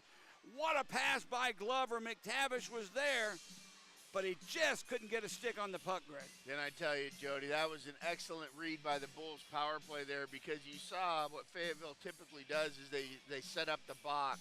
You know, one guy on each four corners in front of the goal, and they shifted and they left one guy down in front of the goal and pushed three guys up top, because that's what you do when you do an umbrella. The Bulls read it, threw it down low, and had a great scoring opportunity. Off the draw, Birmingham's McTavish again. Loven goes down on every draw, Greg, and I mean down on the ice. I don't know if he's trying to cover the puck or not, but it's working. Now Stewart plays it far side for McTavish. He thought Rose was going to take it. Comes right back to the Fayetteville player who sends it in. Birmingham down to the last 5 seconds of this power play as Kozarev skates through center ice. Drops it back for Brierly. Fayetteville back at full strength as Sinclair has it behind the net. He's hit by Dorsey and takes the puck away. And here comes Yerkins now. Yerkins gives it up for Max Johnson, sends it behind the net, gets past Stewart along the near corner here. Dalton Hunter forechecking, tries to keep it. Sinclair takes it away. He gives it to Wiesner, who'll send it in. Now Wiesner and Rougeau got together there, and I think one was trying to draw a penalty. I'm just not sure which one. Now in the slot, there's a centering pass for Wiesner. He didn't expect it, and the puck is cleared. Big hit there by Walker on Hunter. Bringing it back into Birmingham zone. Tyler Love from his defensive position avoids the check. He gives it to Goring. Now it's played behind the net. No one there except Birmingham, and Taylor Brierly will skate away. Nick Fia now through center ice for Walker. Return for Fia. Fia in front, centering pass for Wiesner. He couldn't get the shot off, and here comes Fayetteville. Johnson drops it back. Wilkins, return for Johnson. Sets it up. Wilkins spins, turns, save made. Centering pass there off the shot by Barrow. Now Barrow gave him a two-hander. I'm sure that Barrow's going to get this call because I didn't see any Birmingham player get a stick up on that, but I did see Tyler Barrow give two separate cross checks from behind. Well, they'll either call the slash or holding, and I'm hoping they go with the initial slash because that was. I saw cross-checking, yeah. a two-hander into the back. Either way, but no room for that out here tonight. A little frustration maybe on the part of Tyler Barrow? I think so. You know, I'd be curious to see, Jody, what the typical Cross-checking is the call. He did it twice.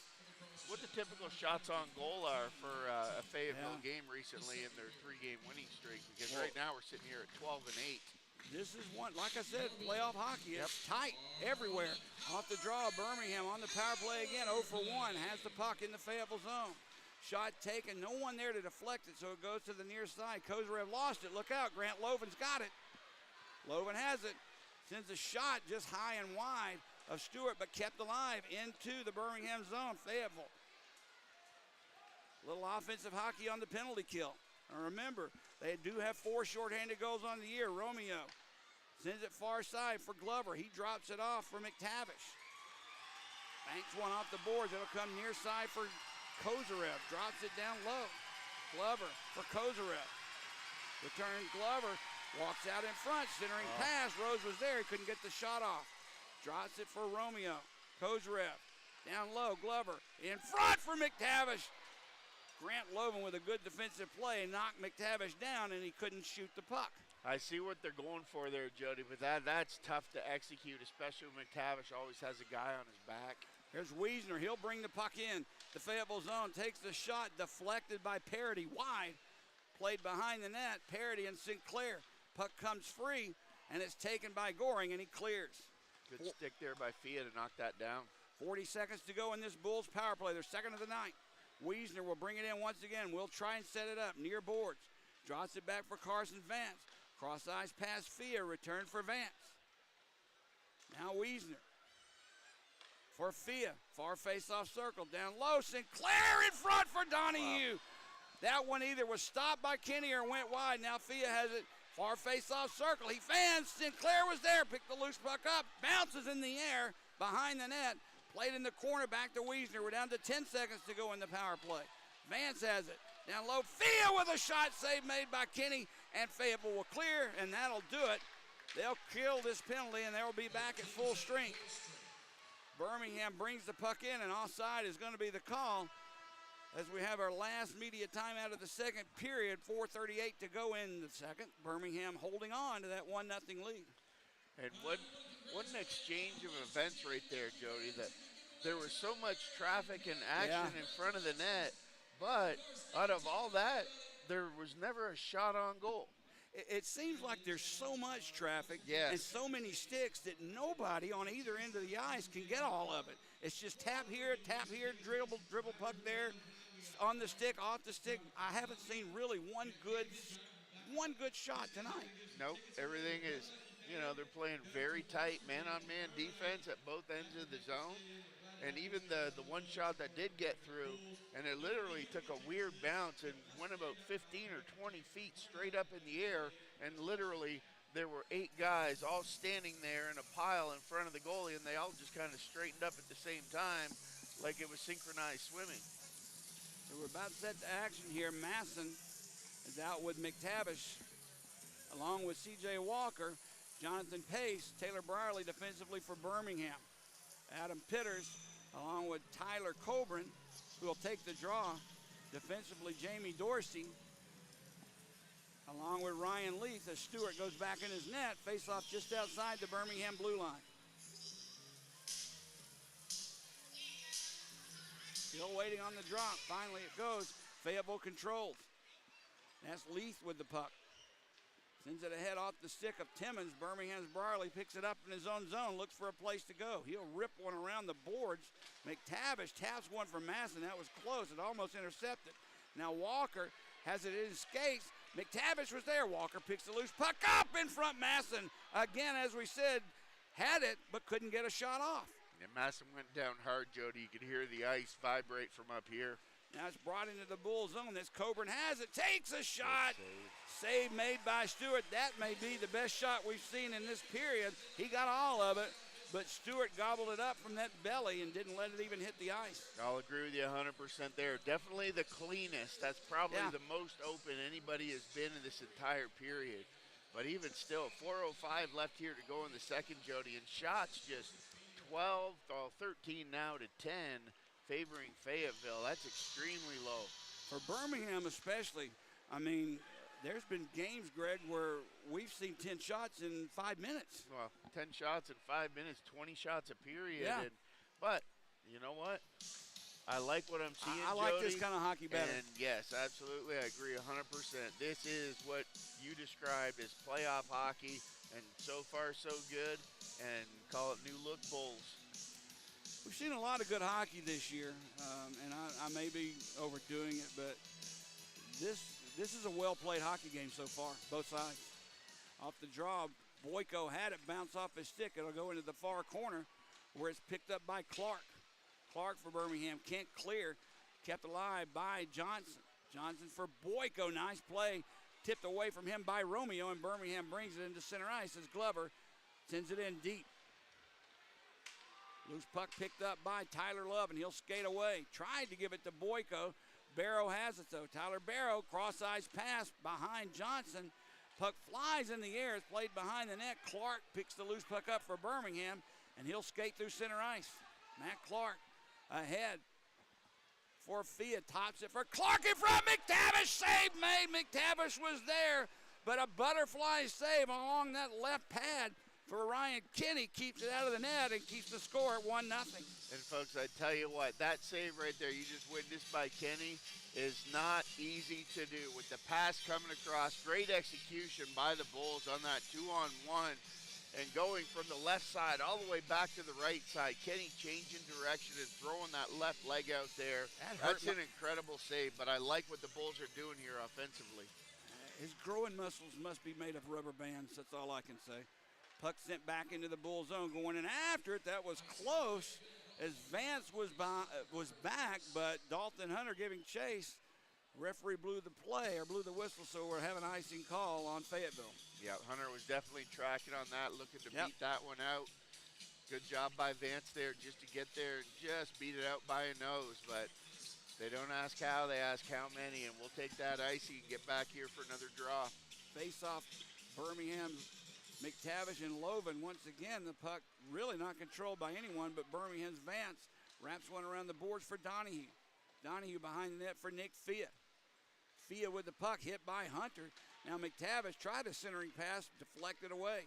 Loose puck far boards. Grant Loven will come out with the puck. Loven being pressured there. Hit on the play by Donahue. Now Fia drops it back for his defense. Right back in on Ryan Kinney, and he doesn't like what he saw, so he covers it for another faceoff.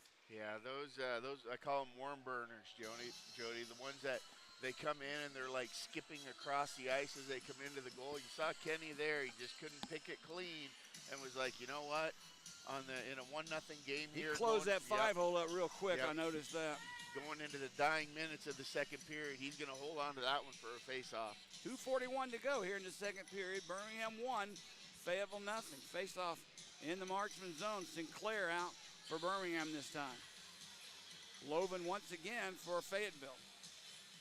This time he wins it cleanly, and Barrow has it, loses it. Sinclair gives it to Pace. Pace's shot was deflected, and here comes Fayetteville through center ice. Knocked away from Timmons by Masson, though. Sinclair picks the loose puck up, and he'll just tip it in deep and give chase. Parody on the corner. He sends a dangerous pass, intercepted by Birmingham. Pace with a shot. That floats high and wide. Now there's going to be a long head manning pass for Barrow, easily intercepted by Brierly. And Brierly can't get away. Look out, 2-on-1. Here we come. Timmons and Barrow. Kozarev gets back in a hurry, though. There's a pad save made by Stewart. Great execution there by the Bulls on that. One guy going after him, and Kozarev coming back hard on the back check. Dorsey sends a pass, an errant one, comes into the Bull zone. Brierly will pick it up for Birmingham. He loses it to Barrow. It's loose, played by Birmingham around the boards and out, down the ice, giving chase. Yep. Rose, no icing as Rose was going to beat Lease to the puck. Rose comes out with it. Now it's taken by Glover. He's tied up by Dorsey. Loose. Kozarev comes in behind the net. Kozarev thought about coming out in front. Nifty move. Curls away from Yerkins. Birmingham, that was close to being offside, Greg. Keeps it in. That's Kozarev behind the net. He's knocked down by Leith. It's still tied up. It's underneath of his skates. Leith. Now Yerkins comes away with the puck. Yerkins ahead. Through center ice, gives it far side for Coburn. Clark on him. Ties him up nicely into the corner. Puck tied up there. Birmingham will come away with it, and they'll send it the length of the ice. This one again coming right on a Kinney, so no icing is called. We're under a minute to go here in the second period. 1-0 Birmingham. Fia had it poked away from him. Birmingham will have to clear the zone. Smart play by Clark there. Fayetteville in their own zone. Rips one into center ice. Fia will pick it up for Birmingham and drive it back for Vance. 40 seconds to go. Vance had it taken away. Look out. There's a one-timer by Boyko. Goes wide. Johnson with the puck. He'll keep it alive. Nice pass for Love. Love with a shot right into the midsection on the logo of Hayden Stewart. And he puts that mid over top of it. So with 26 seconds to go here in the second period, face-off will come in the Birmingham zone. And I really like that look from Fia, not known for his defensive play so much as his offensive skills, Jody, but down there with that shot from the point, Fia was the guy boxing out the Fayetteville offensive player there, and that's really good to see for your centerman being down low, helping out the D. Face off to the right of Hayden Stewart. Johnson on the draw. This time it's not Loven. He controls. He can't get the shot away. It was a nice play by C.J. Walker to tie him up. Wouldn't allow the shot. Now Masson sets it ahead. We're down to 15 seconds. Walker tried a backhand pass. It comes for Masson. A shot save made. C.J. Walker with a nice play gives the Bulls a scoring chance late. Well, 9.6 seconds left here to go in the second period. Smart play by Masson coming in, put it right into the breadbasket of Kenny. So that will slow things down here for the Bulls. Let them get one last crack here with 9 seconds left. Lots of time. One shot is what you're looking for here. Glover on the draw for Birmingham is picked up though. Fayetteville's doing an excellent job on the faceoff. There's a shot, goes wide. We're down to 2 seconds, and that'll do it for the second period of play.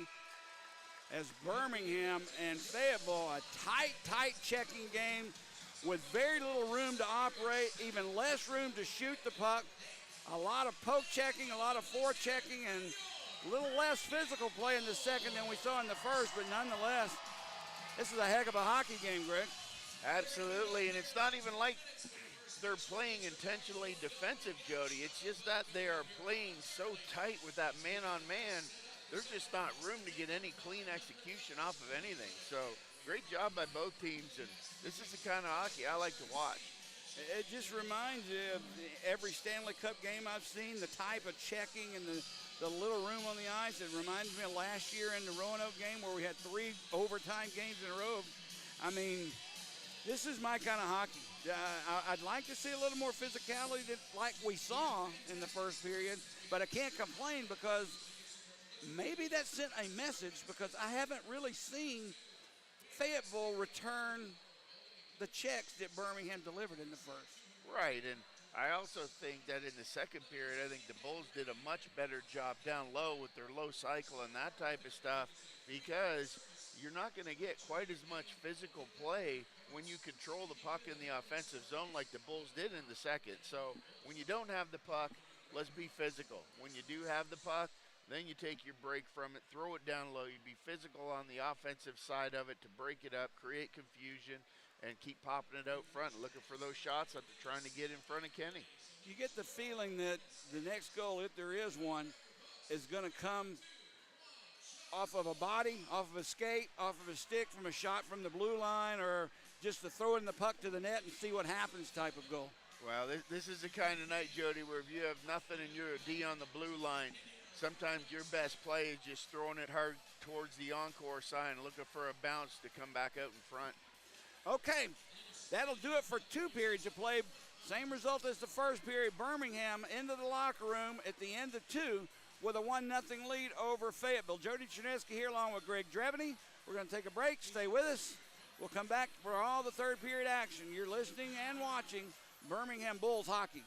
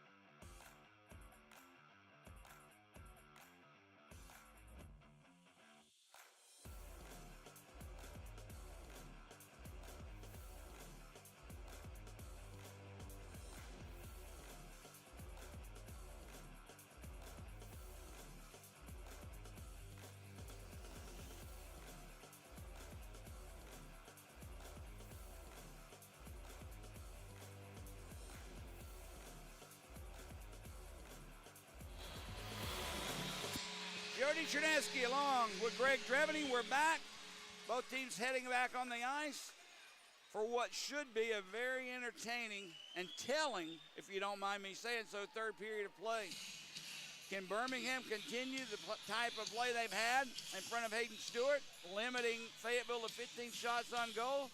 And can we do anything to generate some offense and get more than the 12 shots on goal that we've had, Greg? Well, both teams, Jody, have had some very good scoring opportunities, even though the shots have been relatively low. So both goalies have made those, you talk about those game saves, and there's been a couple have of them. Have they really, Greg?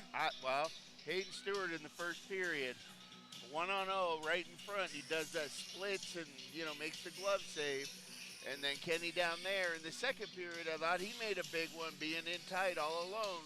Like I said, those are big-time goalie saves. But yeah, I agree. When you got them number 2 and number 3 in the league, you expect those kind of saves every night. So really tight game here, man on man, great defense, and just not a lot of open passing, shooting, scoring lanes. No, and I agree with you about taking for granted who we have in net tonight for both teams. And I've seen some good saves on both ends of the ice, but I guess I disagree. I haven't seen a great save yet. I've seen some good ones, and definitely goal-saving saves. But I don't know. We're seeing a lot of good defensive hockey, I think, is my point. Oh, absolutely. All right.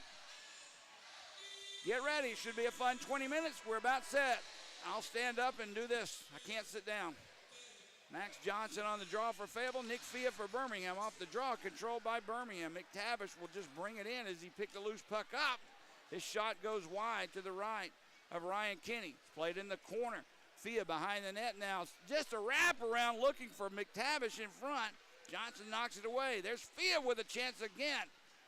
Blocked by the defense. As you said, these shots are just not getting through. That's played along the near boards here. Donahue out in front. McTavish finds the loose puck. His shot is deflected away by Arujo. And back comes Goring, that is. Far side Johnson. Brings it in, looking for Boyko. Tapped away nicely by Brierly. And Birmingham's McTavish will send it in deep. Birmingham will change lines. Wilkins plays it along the near side for Pitters. He sets it up. Now Timmons brings it in. Jordan Timmons' shot deflected by Clark on another good defensive play. Banked off the boards. Wilkins keeps it in for the moment. Sinclair had it, lost it, got it back, and cleared into center ice. Sinclair taps it for Romeo. Timmons sends a shot in front. Save made now. Stewart has ran. And there we go. Stewart ran hard too, Greg. That was a shoulder to the helmet, or if not head. Yeah. I don't see who it was. It looks like it was Adam Pitters. Stewart down, face down as the trainer comes out on the ice. I hope he's okay, but that was not a light tap. That was a hard hit, shoulder to head. Well, it's one of those things where Stewie's so tall, even on his knees, the back of his neck sits right at the crossbar level, and that's what I was concerned with there. The way that he came in, just kind of notched his head forward, but yeah, he's definitely going to go to the box. Is definitely get a penalty for it. I don't know if it's roughing or goalie interference. I don't know, but Stewart walks away, skates away, that is, and seems to be okay. But I will bet you tomorrow morning he's going to have a sore neck. Yep. Here's the call. Pitters, 2 minutes for interference. Number 20, okay. Adam Pitters. I'm not sure about that, but it's still nonetheless, whether it's roughing or charging or goalie interference, Birmingham will be back on the power play. Third of the night, 0 for 2 coming into this. Yeah, definitely not something you want to see happen here with 6 games remaining in the season. That was my biggest fear and has been all year long, is something happened to Hayden Stewart.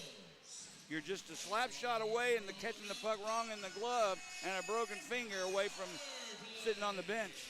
Absolutely. All right, guess who's on the draw for Fayetteville? Grant Loven will come in opposite McTavish. See if he does the D-drop here, too. He won it cleanly back, and Fayetteville will clear the zone. All the way down behind Stewart. He'll drop it and leave it for Ryan Romeo. Now Kozarev has it. He'll drop it back on his defense, and here comes Birmingham through center ice. Drop pass back for Rose. Ahead for Kozarev. 3 men back. Defensively, drops it back. That's McTavish, far boards. For Romeo, near side, Carson Rose. Romeo sends it in front for McTavish. Save made. Glover had a whack at it, and save made again by Kinney. Romeo, good job to keep it alive for the moment, but Fayetteville clears. They'll bring it in as Yerkins takes a nice hit there by Ryan Romeo. What a play by Romeo. Kozarev drops it back where 1:10 go in this power play. Fayetteville will clear it back to center ice. McTavish will turn it back in. He avoids a hit by Loven, but loses the puck, and Fayetteville clears, and they'll change penalty killers. Matt Wiesner now on the ice for Birmingham. He'll bring it into the Fayetteville zone. He'll send it in deep. Giving chases Donahue. Tried to get it around for Fieb, but it never made it to him, and Fayetteville clears. Back in his own zone, Vance has the puck. For Nick Fieb, we're down to 40 seconds to go in this power play. Donahue tries to get away from Parity. He'll drop it back for Wiesner. Wrist shot save made by Kinney, and that was a nice shot by Wiesner. He tried to hit that far side, but Kinney's big right mitt gobbled it up. Face off in the Fayetteville zone. Good shot there by Wiesner. Like a little more traffic in front of Kenny when he's making that save, because, you know, on a 35-foot shot, even Wiesner, you don't want to put that one off his pads, but if you're going there in that spot Wiesner did, you need a couple bodies in front. Loven on the draw, goes down to that knee again. Loose puck in the face-off circle. Bulls have it. That's Nick Fieb, near side. Draws it back for Vance, deflected in front, right on, save made, rebound. He's going to whistle this. The goal is in, but the referee is calling no goal. Way. He immediately whistled no goal, Greg, even though the puck bounced right in front of Kinney. He never had control of it, nor did he cover it. I don't know why the whistle blew. Unless it's a hand pass, I don't know. Unless it was a player entering the paint, but there's no way if he thought that Kinney had that one covered up. That puck was bobbling around. The Bulls did a great job. 2 guys in front of the net like we just talked about, and there it was. Unbelievable. No goal is the call. No reason given. No. Maybe the Bulls bench knows what the reason is, but they didn't ask for one. So I have to assume they're okay with it. Sent down the length of the ice, and Stewart will leave it with 10 seconds to go on this Bulls power play. Maybe time for one more rush. Into the Fayetteville zone. Birmingham has it. Walker cruising in front. Goes past him. Nick Fieb now keeps it in. Down to 2 seconds. Warren Walker behind the net. Wrap around. Sinclair was there. But Dorsey kept it out. Now we're back at full and even strength. Fayetteville has the puck in their own zone, and they'll bank one off the boards and back to center ice. Back comes Grant Loven. Loven tries to get away from Vance. There's a shot, pad or blocker save made by Stewart. Arujo keeps it alive. Down for Boyko, far corner. Jonathan Pace on him. Now Field will pick the loose puck up. He'll send it near side. Long head Manning pass. Just missed Zach Masson. Wow. Kenny clears it along the near boards. Boyko or Goring has it. Goring lost it. Kozarev, of all people, picks it up, but no help, Greg. 3 men back. Kozarev puts the brakes on, looks for someone to go. He drives it for Rose. A shot blocked by Max Johnson. Never made it through. And Boyko clears.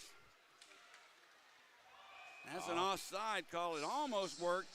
Goring was trying to set it up for Boyko, and he was well on his way.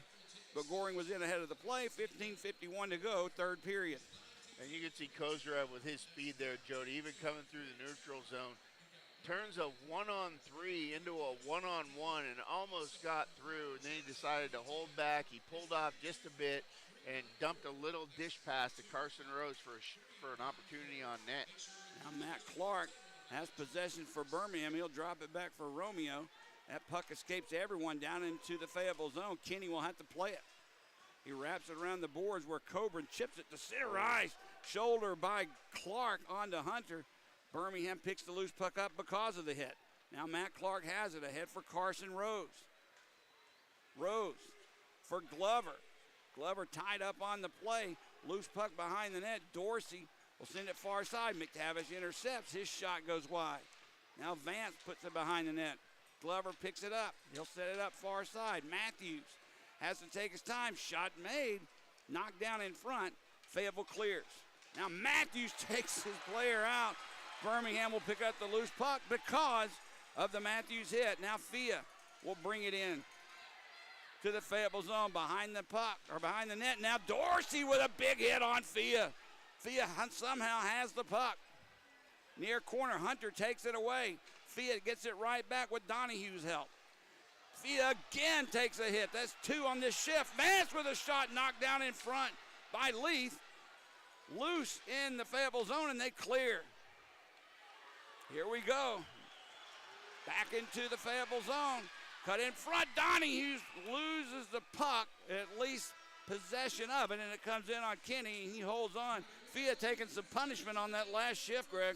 Absolutely, and I want everybody at home, keep your eyes on Hunter and Dorsey for Fayetteville, because you can see they're taking exception to the Bulls throwing a little physicality of their own around here and some big hits, and they don't like it when their small skill guys are getting stepped up on by Birmingham's D, and they're having some great neutral zone hits. And I tell you what, Hunter, when he stepped up here in front of the Bulls bench, if he would have connected, he just got a piece of the Fayetteville forward there, and if he would have caught him square, it might have been the end of the weekend before he came around.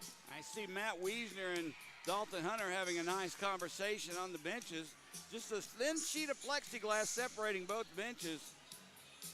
Wiesner still talking with Hunter, and Hunter right back at him.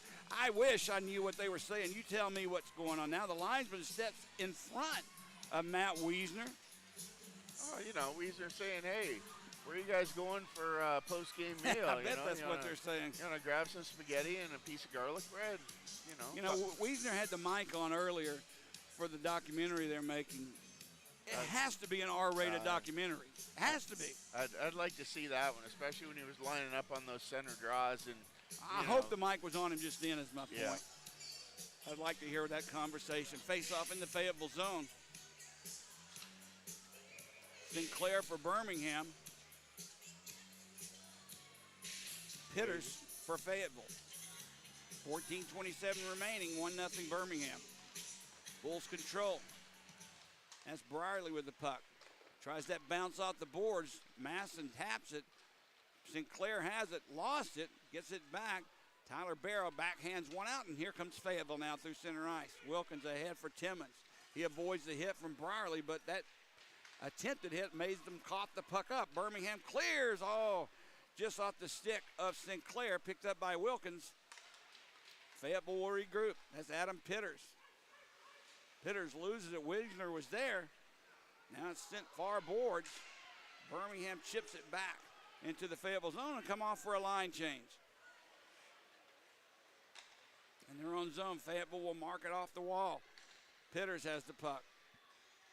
Birmingham's defense is back and in position. They'll take the puck away as Matt Clark has it. Tries to get it to Kozrev. It gets away from him into center ice. Looks like 2-on-1. Rose has it. Rose with Glover. Rose cuts in front. That shot goes high and wide. Rose pulled it back, Greg, on almost a toe drag. He got in front, clearing the slot, just missed the net. Almost looked like a fadeaway jumper, Jody, but great little move there by Rose to pull it out, come across. Totally faked out the diving Fayetteville defender, and he just missed that top bar down shot. A lot of missed nets, not a lot of just good wood on the shot. A lot of redirections. Yeah. And face off to the right of Ryan Kenny. Glover for Birmingham, and Johnson skating away Goring. He lost the puck, and Birmingham sends it right back in. Kenny plays it around the far boards for Dorsey. Now Johnson has it, knocked away from him by Rose, and Leith has to come back in his own zone to get it. He gives it right back to Johnson. Far side Goring. He lost the puck as McTavish sends it into the far corner. Now Boyko plays it far boards, kept alive by Vance through the slot. Birmingham has it. Now Donahue sends it behind the net for McTavish. He's hit by Dorsey. It comes to Fia. Fia turns, spins, knocked down. Puck for Vance, draws it for Fia. Near corner, wraps it around the boards, nobody there, so the puck comes all the way back into the Bull zone where Vance has to come back and pick it up. Line change for Fayetteville. Yeah, I like that high cycle there, Jody. I'd like to see a shot or two when those lanes open up. The Bulls just looking to make one too many passes. So Coburn brings it in. He gives it up far side for Hunter. Backhanded pass, really, and it came right in on Stewart, and he got the stick down, and as he's done all year long, for the most part, covers it up. And once again, you can see the Bulls so tight on Fayetteville coming in, Jody. Every place you see a black shirt, you see a cream one right there. Is a mistake going to cost the next goal, Greg, or just one of these greasy goals we always talk about? You know what? Hard to say, but I'm leaning more towards a weird bounce. Off the draw in the Bull zone. Coburn and Brierly fighting for the puck. It bounces behind the net where Loven and Pace are there. Down to the near corner. Pace chips it ahead. And Wiesner sends it back into the Fayetteville zone. Parity will pick it up. Wiesner, good job. Takes the puck away. Walker will pick it up. Walks out in front. Loose in front. Glover with a whack at it. He couldn't get all now. It's still loose, but it comes free back into center ice where Brierly has it. Far side.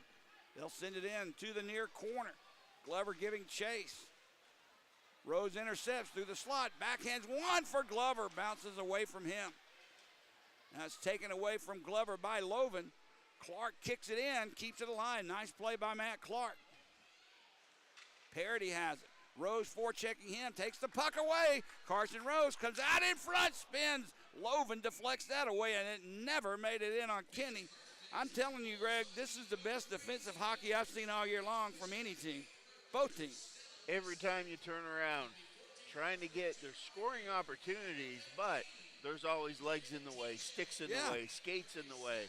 And these guys are playing it tight down low, 5-on-5 hockey, and both sides are doing a great job, especially on the strong side to weak side transition, staying with their man. Johnson along with McTavish on the draw. I checked that that's Anthony Yerkins. Off the draw, Birmingham's Fia taps it back at the point. Romeo, one-timer score!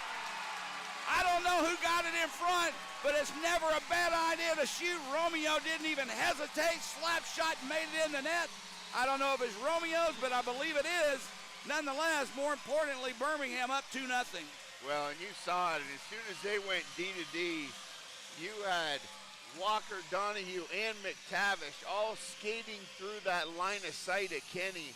And that's all it takes, Jody, is just a little something to throw the goalie off. But they came out perfect tape-to-tape pass, and 1, 2, 3 guys. Kenny just missed it. Yep. Romeo gets the goal. Kenny, nice. It was a one-timer. Just snuck in under the left arm of Kenny. Romeo's 4th goal of the year. Here's the call. As the puck escapes into the Bulls bench. That's a big goal, Greg. Absolutely. The Bulls battling hard here. And honestly, Jody, they've controlled. His 4th goal of the season. The assist number 26, Matt Clark. And first Bulls goal scored at 8:48 of the third. So Clark, his first game, picks the assist. What were you saying? Just that the Bulls have been kind of controlling this play, and they finally got one, and they got paid off. So great job. Romeo had it cocked up to about 12 o'clock high. When he got the pass over, he just never hesitated. Gives the Bulls a 2-goal lead. Now Boyko tries to get away from Fia. That's Johnson, I apologize. Johnson spins, his shot goes wide. Goring tries to keep it in, can't do it. The puck escapes all the way back down where it's picked up by Johnson. For Boyko. Far board, Simon Boyko drops it back for Dorsey. We're 10:30 to go here in the third period. Birmingham 2, Fayetteville nothing. Boyko takes a shot. That's a difficult one. That glove got out. Quick glove by Hayden Stewart, and he just holds it. Well, and you can see Boyko definitely a little more animated in that shift, Jody, looking to try and make something happen. And came across. The Bulls had a tight gap there. All he could do was cut to the middle. And like I said, 9 times out of 10, Hayden Stewart's going to come through and make that save. So good job by the Bulls keeping it out there to the perimeter. Plenty of time to go in this game. Fayetteville doesn't really have to change their strategy, but we'll check out and see how many forecheckers they send in as the game progresses. Now Masson Sends one in deep, gets past Parity. He catches up with the puck first. Gives it far side for Walker. Parity ties him up, and the puck comes free for Loven, and he'll bring it to center ice. Nice play. Birmingham takes it away and sends it right back in to the Fayetteville zone as Zach Masson. Nice neutral zone play. Loven will try it again. This time he decides to dump and chase. Puck comes free to the near side. Hunter keeps it alive behind the net for Coburn. Brierly on him. Brierly comes away with the puck. Far boards, Taylor Brierly backhands one to center ice. Glover knocks it down. He'll try and get it around Leaf. Score! Drake Glover with a nifty move. He got around Leaf. Put it up high, and it's Birmingham 3, Fayetteville nothing. And you can see that, Jody, through the neutral zone. It was Hunter as that puck was thrown up and just kind of lackadaisical, didn't convert, pulling that puck down out of the air and was going to let it follow through to the defenseman. And Glover was there, popped it down himself, came across, got a step on him, and came in inside out and beat him low blocker. Glover has just been a thorn in the side to Fayetteville all year long. 7th game, his 10th goal against Fayetteville this year, a league-leading 32nd of the year. Birmingham 3, Fayetteville nothing. 10 goals, 1 assist against his old team. Now Wilkins behind his net. Fayetteville will have to put some offensive pressure in Birmingham's zone now. This will create more scoring chances for Birmingham as Fayetteville puts it into center ice. Romeo has it taken away by Barrow. McTavish takes his pass away, real side. Romeo deflects one for Donahue, and here comes Fia taking the pass from Donahue. Bounces off his stick for Nick Parity. And you can see the ice opening up already, Yep. Jody, as Fayetteville's having to send 2 and 3 forecheckers. We knew it would happen, and just that third goal made it happen immediately. Now Tyler Barrow sends it in. That's Timmons, tries to get away. He almost did. Sinclair will pick his loose puck up. Now 2 players goes down. A slow Birmingham player to get up. That's Matt Clark. He has to get up quickly because Max Johnson has the puck saved. Made rebound. Johnson comes right in. Again, Stewart with the save. Keep an eye on Matt Clark. He took the worst end of that hit, but he rebounded enough. Now Wiesner has it. Wiesner will cut around behind the net. Centers one out for Walker. He couldn't get there. It's intercepted by Johnson, and quickly here comes Fayetteville the other way. That's Boyko. Glover on him. Boyko tries to get it to Goring. Wiesner did a good job to break that up, and Birmingham clears. Yeah, Goring just off on his passing there. Good for the Bulls. He would have been gone. Fayetteville has to just tip it in the zone. Yep. That puck's coming right back in on Stewart, and he holds it. Stewie says, all right, boys, that's enough of the East-West hockey here. Let's just, let me slow this one down. I'm going to freeze this, and let's get recollected here and get back under this media timeout under 10. So if you're Fayetteville, what's the strategy here with 8:02 to go in the game, and you're now down by 3? Oh, you got to pick it up. You know, if I'm Fayetteville, I want to do exactly what the Bulls have done such an excellent job of. Even, you know, getting across the red and dumping it deep, Jody, is one thing. But the Bulls, even when they gain the zone, they're still doing these soft chips down behind the goal line and making Fayetteville's D turn and play that down low, rim it around behind the net, push it back up top, and create these opportunities, and the down low guys are all crashing the net. So great execution on the game plan here by the Bulls. They just need to keep doing it. If I'm Fayetteville, you got to start doing the same thing because they're not getting any offensive zone maintained down there. We have 8:02 to go, an unofficial final. Evansville has defeated Peoria 3-1, which means 2 points here from Birmingham puts us 2 games basically ahead of Peoria with 5 remaining in the season. Off the draw, Glover goes down, but Birmingham controls and lifts one into center ice. Back is to get it as Ryan Leaf. Kozarev was there, but he tips it ahead for Dorsey. Coburn taps one in the bull zone. Brierly breaks it up, and as Dorsey touches up, offside is called on Fayetteville with 7:44 remaining. Bulls 3, Fayetteville nothing. And a good little crowd ended up showing up here tonight. Late crowd, late arriving crowd. With all the March Madness and the weather and all that kind of stuff going on. But 3,021 the attendance tonight, Jody. That's a lot better than I thought it was going to be at about 6:30 tonight, Greg. I So, can't agree more. nice to see. Face-off control by Fayetteville at center ice. That's Parity ahead to Boyko. He'll send it far corner. Pace gets there first. Nice pay by Pace. He banks one off the boards and clears the zone. Wilkins sends it right back in. Pace once again picks it up. Banks one off the side. And here we go, clearing the zone. That's good, safe defensive hockey. We can do that 100 more times and be fine with me. Forechecking is Donahue. He tips it away. Now Fia comes in as well. Loose in the Fayetteville zone. Donahue has it. Banks one off the boards. Fia was there, but it hit the side of the net. Parity. Forecheck by McTavish. It played behind the net. Now Nick Parity near side. Under 7 to go now in the third period. Romeo gloves it ahead, or sends it ahead for Masson. All the way down. Kenny plays it around the far boards. Masson intercepts. Send it a pass for Walker. It was tapped away from him easily by Boyko. Bounces off his stick. Birmingham sends it right back out. Now a pass for Pitters, intercepted by Sinclair. He sets it up for Walker, far side. Sinclair has it. Score!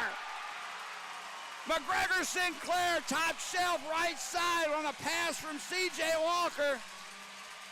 And Birmingham takes a commanding 4-0 lead with 3 third-period goals. Yep, and I think it's safe to say Kenny's a little bit rattled now, Jody. And, after that third one, questionable through the screen about should he had it. But what a give and go here. Give a little chop pass right to Sinclair and just absolutely buries it. So quick, didn't overhandle it. That's a nice pass from C.J. Walker in his rookie season. I mean, you can't ask for much better than that. Sinclair on the goal. Birmingham up 4-0. Well, so there's the answer to Fayetteville trying to open it up. The Bulls got a little bit of skating room right there, and that's what happened. Now Fayetteville will send it into the Bull zone. Matthews back to pick it up. Fayetteville intercepts. There's a pass in front. Save made by Stewart. Kozarev can't get it out. Kept alive by Yerkins, but he'll have to skate it out. Gives it up near side for Love. Tyler Love brings it back into the Bull zone. Yerkins cruising in front. Nice play by Vance. Ties him up. Wouldn't let him get the shot off. Bulls play at far boards and just easily lifts it back down into the Fayetteville zone. No icing, as they really could have played the puck. Arujo picks it up. Donahue forechecking him. Arujo lost the puck. It's loose at center ice. Loven will pick it up. Now McTavish intercepts. McTavish drops it back for his defense. Brierly sends it far side for Pace. Pace gives it to Fia. Through center ice. Birmingham's just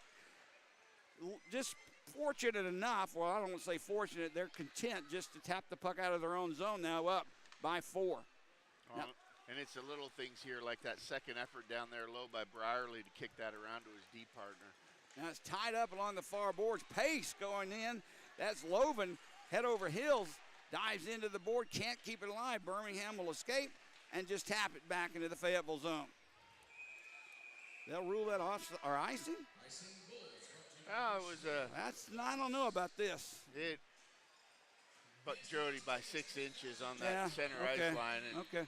I'm just saying, if it's not a 4-0 game, I definitely don't think that would have been called. But I will say that, for right now where we're sitting, Jody, this has not been a game that is reflective by the scoreboard at all. And, 3 quick goals here by the Bulls in the third period. Wow, they just kind of exploded. But it's been a tight game. And, I would think that this game would be, maybe 4-2 right now. Well, I'll say this. We've seen a lot of hockey this year. We've seen a lot of good games from Birmingham, a lot of, up and down 7-goal games, Birmingham putting the offense on. I'm more pleased with the game I've seen tonight than I have been of any game this season, because I've seen a more complete game from one end of the ice to the other on Birmingham's part. Oh, best defensive effort of the year. No doubt. I mean, they're getting inside of the shooting lanes, the passing lanes, the sticks are deflecting the puck, they're playing the body. They took it physically to Fayetteville in the first period to set the tone. I'm more satisfied with what I've seen out of Birmingham tonight than I have been all year. And you talk about a team effort, because usually the thing that breaks up something like this, Jody, is somebody getting selfish and going for a point. And that's what the Bulls aren't doing. They're just content to keep clearing the zone and playing smart hockey. Well, you remember in the first period, as that shot goes into the netting out of play, second period, McGregor Sinclair had a chance to retaliate after he got tagged from behind, and he held his composure. And at that point, you made the point that that's a smart play. Who knows what would have happened? He turned around and gave him a stick right back, and we wound up in the penalty box. Absolutely. Composure and discipline, two keys to going far in the playoffs. Now, Clark sends it on the far boards. Birmingham clears. Zach Masson taps it ahead for Wiesner. Poke checked away from him, and the puck is loose at center ice, picked up by the Bulls, and Sinclair taps it right back in. 4.5 to go, third period. Birmingham 4, Fayetteville nothing on the strength of 3 third period goals. Now Coburn just tips it into the corner. I won't say that Fayetteville looks like they're ready to go home, but in front, there's a shot taken by Loven. He's hit on the play. Puck goes high into the air. I was going to say it looks like they're understanding how this game's going to end, but maybe I was wrong. Maybe I was premature. They're not quite starting the bus yet, Joe. No. In the corner, puck still being fought for. Tyler Coburn comes out with it. Romeo on him. Coburn has nowhere to go. He tried to set it up for Hunter, but the puck is taken away by Birmingham, and Zach Masson sends it for Wiesner, and Birmingham will regain that ice at center ice, and Wiesner tips it in. Line change for the Bulls. 3.5 to go, third period.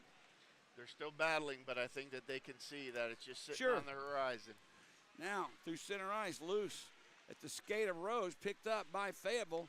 Right back away from them. Rose has it tapped by Goring. Glover sends it ahead for Rose. He has Kozarev in front. Far boards, Rose takes the shot, knocked down by the Fayetteville defense, and here comes Boyko. Tried to set it up for Johnson, gets past him, and Matthews catches up with it first. Goring intercepts his clearing pass. Far corner, sets it back. Here's Leith. Takes a shot, blocker save made by Stewart. Rebound comes for Tyler Love. Nobody in front. Love cuts behind the net. Centering pass for Johnson. A shot glove by Stewart, and he holds it. Good save there by Stewart, but this is something, Jody, that we haven't seen all game, and you see how Fayetteville is being able to control, and they're actually getting some guys, and the Bulls are kind of standing, watching. We don't need to do this. Keep doing what you've done to have the success that you've had so far. Keep your feet moving. Keep up with that man-on-man defense, and let's finish out this last 2:58. Keep in mind, too, we might need to start thinking about stars in the game just in case we get a tapper on our shoulders coming up in the next couple of minutes. Wide open tonight. A lot of good hockey tonight from Birmingham. There's a Rougeau with a shot. That's really off his own player, Max Johnson, wide. And Birmingham clears. Look out, here comes Donahue. He's got a chance. Here he comes. Donahue all alone. Save made by Kinney. As Donahue was behind the defense of Rougeau, but he just couldn't lift it high enough right into the midsection of Kinney. Face off in the Fayetteville zone. Well, it's kind of turned into that kind of a night for Kinney, where Donahue was gone and the Bulls just missed the first read coming across the blue line. But once they fired it, it hits a stick, and lo and behold, it ends up in the same place. Donahue's in all alone. Big save there by Kinney to keep this one in the ballpark of being able to make a comeback. I want to know how many face-offs Grant Loven has taken tonight as he wins another one. I guess that's why he takes so many. He wins them. Loose puck at center ice. Taylor Brierly has it. He gives it to Fia. Fia will have to circle back in his own zone. Loven all over him. So he drops it back on his defense. Donahue now takes that pass and sends it into the Fayetteville zone. Loose puck in the corner. Pops free near side for Coburn. Coburn ahead for Loven off his stick. Just couldn't reach it. Romeo gets back defensively for Birmingham, and he'll give it up. Birmingham sends it right back in where Leith has it. Almost knocked away from Leith by Walker. Nice play by Walker, and he will catch the puck up. There's a pass for Masson. It's deflected away from him. Masson finds a loose puck. Slap shot save made by Kinney. Walker doing a good job forechecking in the Fayetteville zone. Now it's loose along the near boards. Masson sends a pass cross ice. That's Romeo with a shot. Goes wide. Masson has it. Lost it. Taken away by Timmons. Timmons can't get past Clark. In the Birmingham zone. Now it's cleared into center ice. And Birmingham sends it right back in as Glover dumps it in. Kinney out of his net, plays it. Center ice. Timmons has it. Timmons tries to get away from Matthews, puts the brakes on. Centering pass, Glover tips it away, and it comes to neutral ice.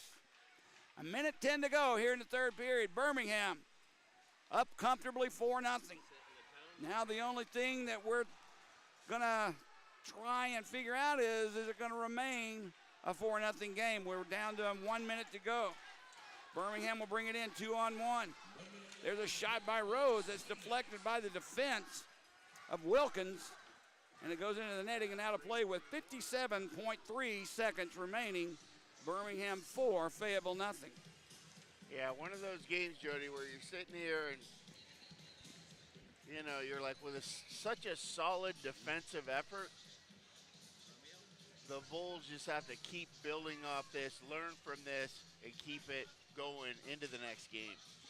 Sinclair's had a really good game tonight, too. McTavish has had a good game. Matthews has had a good game. Remember, he had a fight that set the tone early on. Now Johnson brings the puck in. He's hit by Brierly, who's had a good game as well defensively. You can't go wrong with stars of the game tonight. Take your pick, folks. Now the puck is sent back with 35 seconds to go. Fayetteville in their own zone. Dorsey has the puck. They may have time for one or two more rushes. A nice play by Pace. Every Birmingham Bull defenseman needs credit tonight. Absolutely. They have played the best game of the year. Jonathan Pace, Taylor Brierly, Matthews, Ryan Romeo with a goal. Definitely Romeo with the star of the game. Here we go. Here's Arujo at center ice, corking one on the right over the top of the head for Sinclair. Now he gets an uppercut. Sinclair trying to break free. Arujo just giving him 1, 2, 3 over the back of the head. Sinclair never could get one off with 11.3 seconds remaining. Johnson stood out on the ice. He took the hit from Sinclair, and that's what started it all. Yeah, it was a tough one for Sinclair there. He couldn't really get anything going, and Arujo definitely had some arm length on him there, got him tied up, and started to feed him early. So good job by Sinclair. Good hit. Sinclair has had a great game. Yeah. You know, Stewart's got a shutout. What do you do? I mean, take your pick, but at the end of the day, this is what it's all about. Playoff hockey. Stewart's got to get the second star at least. If he's able. I mean, Taylor Brierly's had, I don't know, man. Every one of the Birmingham Bulls defensive core deserves it. But how can you look past what Stewart's done for a star of the game? He's got a shutout. Well, the team has a shutout for tonight because that's the difference, Jody, of tonight's game. Yeah, it is a team shutout. You're right. Versus a game that we might have saw in the first half of the year where Hayden Stewart absolutely stood on his head, had 48 shots, and pitched a shutout. Where tonight this is a team shutout. Yeah, 21 shots on goal for Fayetteville, 20 for Birmingham. And even though that's, like you said, it's not a big workload, the defense has carried it for Birmingham tonight. They've made sure that if there was a shot that got on the net to Stewart, it was deflected.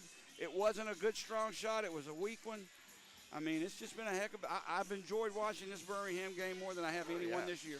And even when you talk about defense for the Birmingham Bulls tonight, I even include the forwards into that because defensively, they were man-on-man down. And man-on-man defense is very hard to play in hockey. You have to be extremely disciplined as opposed to zone. But the Bulls executed the game plan tonight because in order to shut down those guys like Boyko and Goring, and you just go down the list for Fayetteville. Remember, too, in the first period, McTavish set the pace defensively, physically. I mean, it's just been overall the best team effort I've seen out of the Bulls this year. 5-minute major on Sinclair. I didn't catch what exactly. For kneeing, I believe is what he just said. So if that's the case, now look, here comes Dorsey trying to get at the Bulls bench. He's really trying to get after it through the, basically poke the stick at the Bulls bench. The referee's going to get him off the ice. Dorsey was incensed at something that was said on the Birmingham bench. I don't see who the fans are in the way. I bet you $1. I can Wiesner, I know. Yeah, I was going to say. I hope he's mic'd up because this will be a great episode to watch. 10-minute misconduct's just been given to Dorsey. And, you know, if I'm Jamie Dorsey and I hear something all game long from Matt Wiesner, I'd probably try to get at him too. Well, good job, Matt Wiesner, but that's what Dorsey's supposed to do. well, and that's what Wiesner's here for, Jody. Face it, he's a disruptor. On the ice, off the ice, whatever. We'll see if we can get out of this last 11 seconds. There's Hunter with a shot going down to block it as Glover. 5 seconds forward, the puck is out of the zone, and that'll give Stewart his 4th shutout of the season and definitely improve that goals against as well as the save percentage. Birmingham, a much-needed team effort tonight, 4-0 over Fayetteville. These two teams deserve a big applause tonight. I don't care. Both teams played a heck of a game, Greg. Great hockey game, and, you know, Fayetteville, I like to see the run they put together after Roanoke winning 3 themselves, Jody. It's always good to see a team coming up, but even bigger win for the Bulls. They come up with their defensive effort tonight and snapping that 3-game winning streak that Fayetteville had rolling into tonight's game. That was Craig Simchuk's 100th victory as the head coach of the Birmingham Bulls. And the next game Birmingham plays, it'll be the 100th regular season game for Matt Wiesner. Birmingham now 3 points ahead of Peoria as they fall to Evansville. Quad City has defeated Roanoke 4-3. And Huntsville is all over Knoxville 4-0. Birmingham, a strong team effort tonight. They're going to feel really good going home, getting the rest, and tomorrow they're right back on the road on the bus for Knoxville, Tennessee to take on the Knoxville Ice Bears. And that game is 7:35 Eastern, Jody, so that'll actually be 6:35 our time. So keep your eyes on that one, fans, because we got a race here, and the Bulls, those 2 points tonight, Jody, are huge. Gives them just half a gasp of breathing room here going into the last 5 or 6 games of the season. You know, again, it's 2 points tonight, Greg. That's all we got tonight is 2 points. But one thing we did get is some confidence knowing that if we have to play physical, we can play physical. And if we need to play physical and get back at you, that's exactly what we're going to do. If we have to push back, if you shove us, we'll push you back. I like what I saw out of this Birmingham hockey team tonight. Hey, best defensive effort that I've seen maybe ever. I mean, that was pretty unbelievable tonight, Joe. Just how they pulled it back, and, I mean, everybody pulling the rope tonight.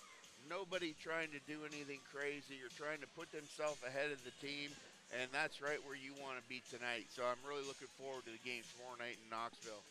Well, after tomorrow night, we come right back here next Friday and Saturday night to take on Macon in a pair of games before we end the season the following week on the road to Evansville. And it looks like, you know, I'm kind of looking into the future here, but it looks like to me the playoffs basically are already set. I don't see any way Knoxville and Macon are going to be able to make a move. I know Macon's already out of it. Knoxville would be the only team. So in any order, Birmingham, Peoria, Roanoke, Fayetteville, Huntsville, Quad City, Pensacola, and Evansville. And if you can remember, Greg, 2 months ago I said there was one team I did not want to see in the first round. You remember who that was? Yep. Evansville. Yep. And right now, that's who we line up against. I do not think we match up well with that team. Tonight showed me maybe a little different. Huh. The way we played tonight, Jody, I will take this style of play with this effort against anybody. But you were right. With what we were seeing 2 weeks ago, you're definitely right. What the Bulls were putting on and whatever style they were doing, and definitely changed it up tonight. I like this a lot better, but Evansville was definitely not a great matchup. So the 3 stars of the game tonight, we weren't far off, and it was no joke or no secret we were kind of choosing them. McGregor Sinclair, Ryan Romeo with the 2nd star, and the number 1 star with the shutout, Hayden Stewart. It's nice to see Stewie get back on the horse that he's been on all year long. The last 3 or 4 games, we've been giving up some goals. Not tonight. Well, and it makes a big difference, Jody, when you're down there and you're in that net. And you know what? Every goalie, no matter what league you play in, usually once a period there's a big save to be made. And when you're just making one a period, that's a regular night out. You're putting your work hat on, punching your ticket. But when you come out and you have a period, you have to make 3 or 4 big saves in a period, that wears and starts becoming taxing on you. So great job by the Bulls here. They're preserving Stewart. He had a big night tonight, but not as big as other nights because the Bulls played so soundly defensively in front of them. So if you're Craig Simchuk and Kevin Kerr, you go right back 2 games and 2 nights tomorrow on the road. Stewart had a shutout tonight. You don't really want to interfere with that, but you don't want to overdo him either. Do you come back in with Stewart, or do you think about starting Drennan Atherton? Well, one of those things, Jody, what I'm going to do is I'm going to walk back and ask Stewie how's he feeling. And you know what? Well, you know what he's going to say, Greg. Then you know what you do? You listen to your goalie. And if he says, I'm good to go, coach, you say, okay, right back in there. It's your paint. Well, you may be right, but it's not our decision. I have a feeling what they're going to do is enjoy what's happened this period or this game, because they definitely deserve to enjoy what we just saw for 60 minutes. Maybe make the decision tomorrow. I don't know. But either way, it's been a lot of fun tonight. I really didn't know what to expect coming in tonight. I actually told you I didn't have a good feeling about this game because of the return of Boyko, Max Johnson, and Todd Goring. Just that line alone scared me. But Birmingham really effective in shutting them and everyone else down. Well, Jody, I did nail one number, and that was the 4 for you the said Bulls. 4, And I said 4-2 with an empty netter. So I will gladly take this 4-Cobb score for the Bulls tonight and a big 2 points out of Birmingham. Okay, that's going to do it for us. Greg Dreveny and Jody Chernesky. You got a game tomorrow night, though, don't you? Yeah, 2 o'clock. We're going to have the Iron Cup right here. Like I said, Alabama. The Iron Cup, Greg. And Alabama and Auburn, Jody. And I promise you, it's at 2 o'clock here at Pelham, right where we just played with the Bulls. And I want you here cheering for Auburn for Alabama's last game of the year. It will be the last game of the year no matter what? That's it. Okay. Well, it's not the last game for the Birmingham Bulls, thank goodness. We have 5 more to go. Or no, 4 more to go. Then playoffs, baby. No, 5 more. 5 more total, and then it's playoff time. With another point or 2, we're going to be, I think we've solidified second place with the win tonight no matter what. It's just up to Peoria and how they finish the regular season out, too. So, all right, it's been a lot of fun tonight, Greg. I enjoyed it. All right, for Greg Dreveny, I'm Jody Chernesky. Final score from the Pelham Civic Complex. Birmingham 4, Fayetteville nothing. Thanks for joining us, everyone.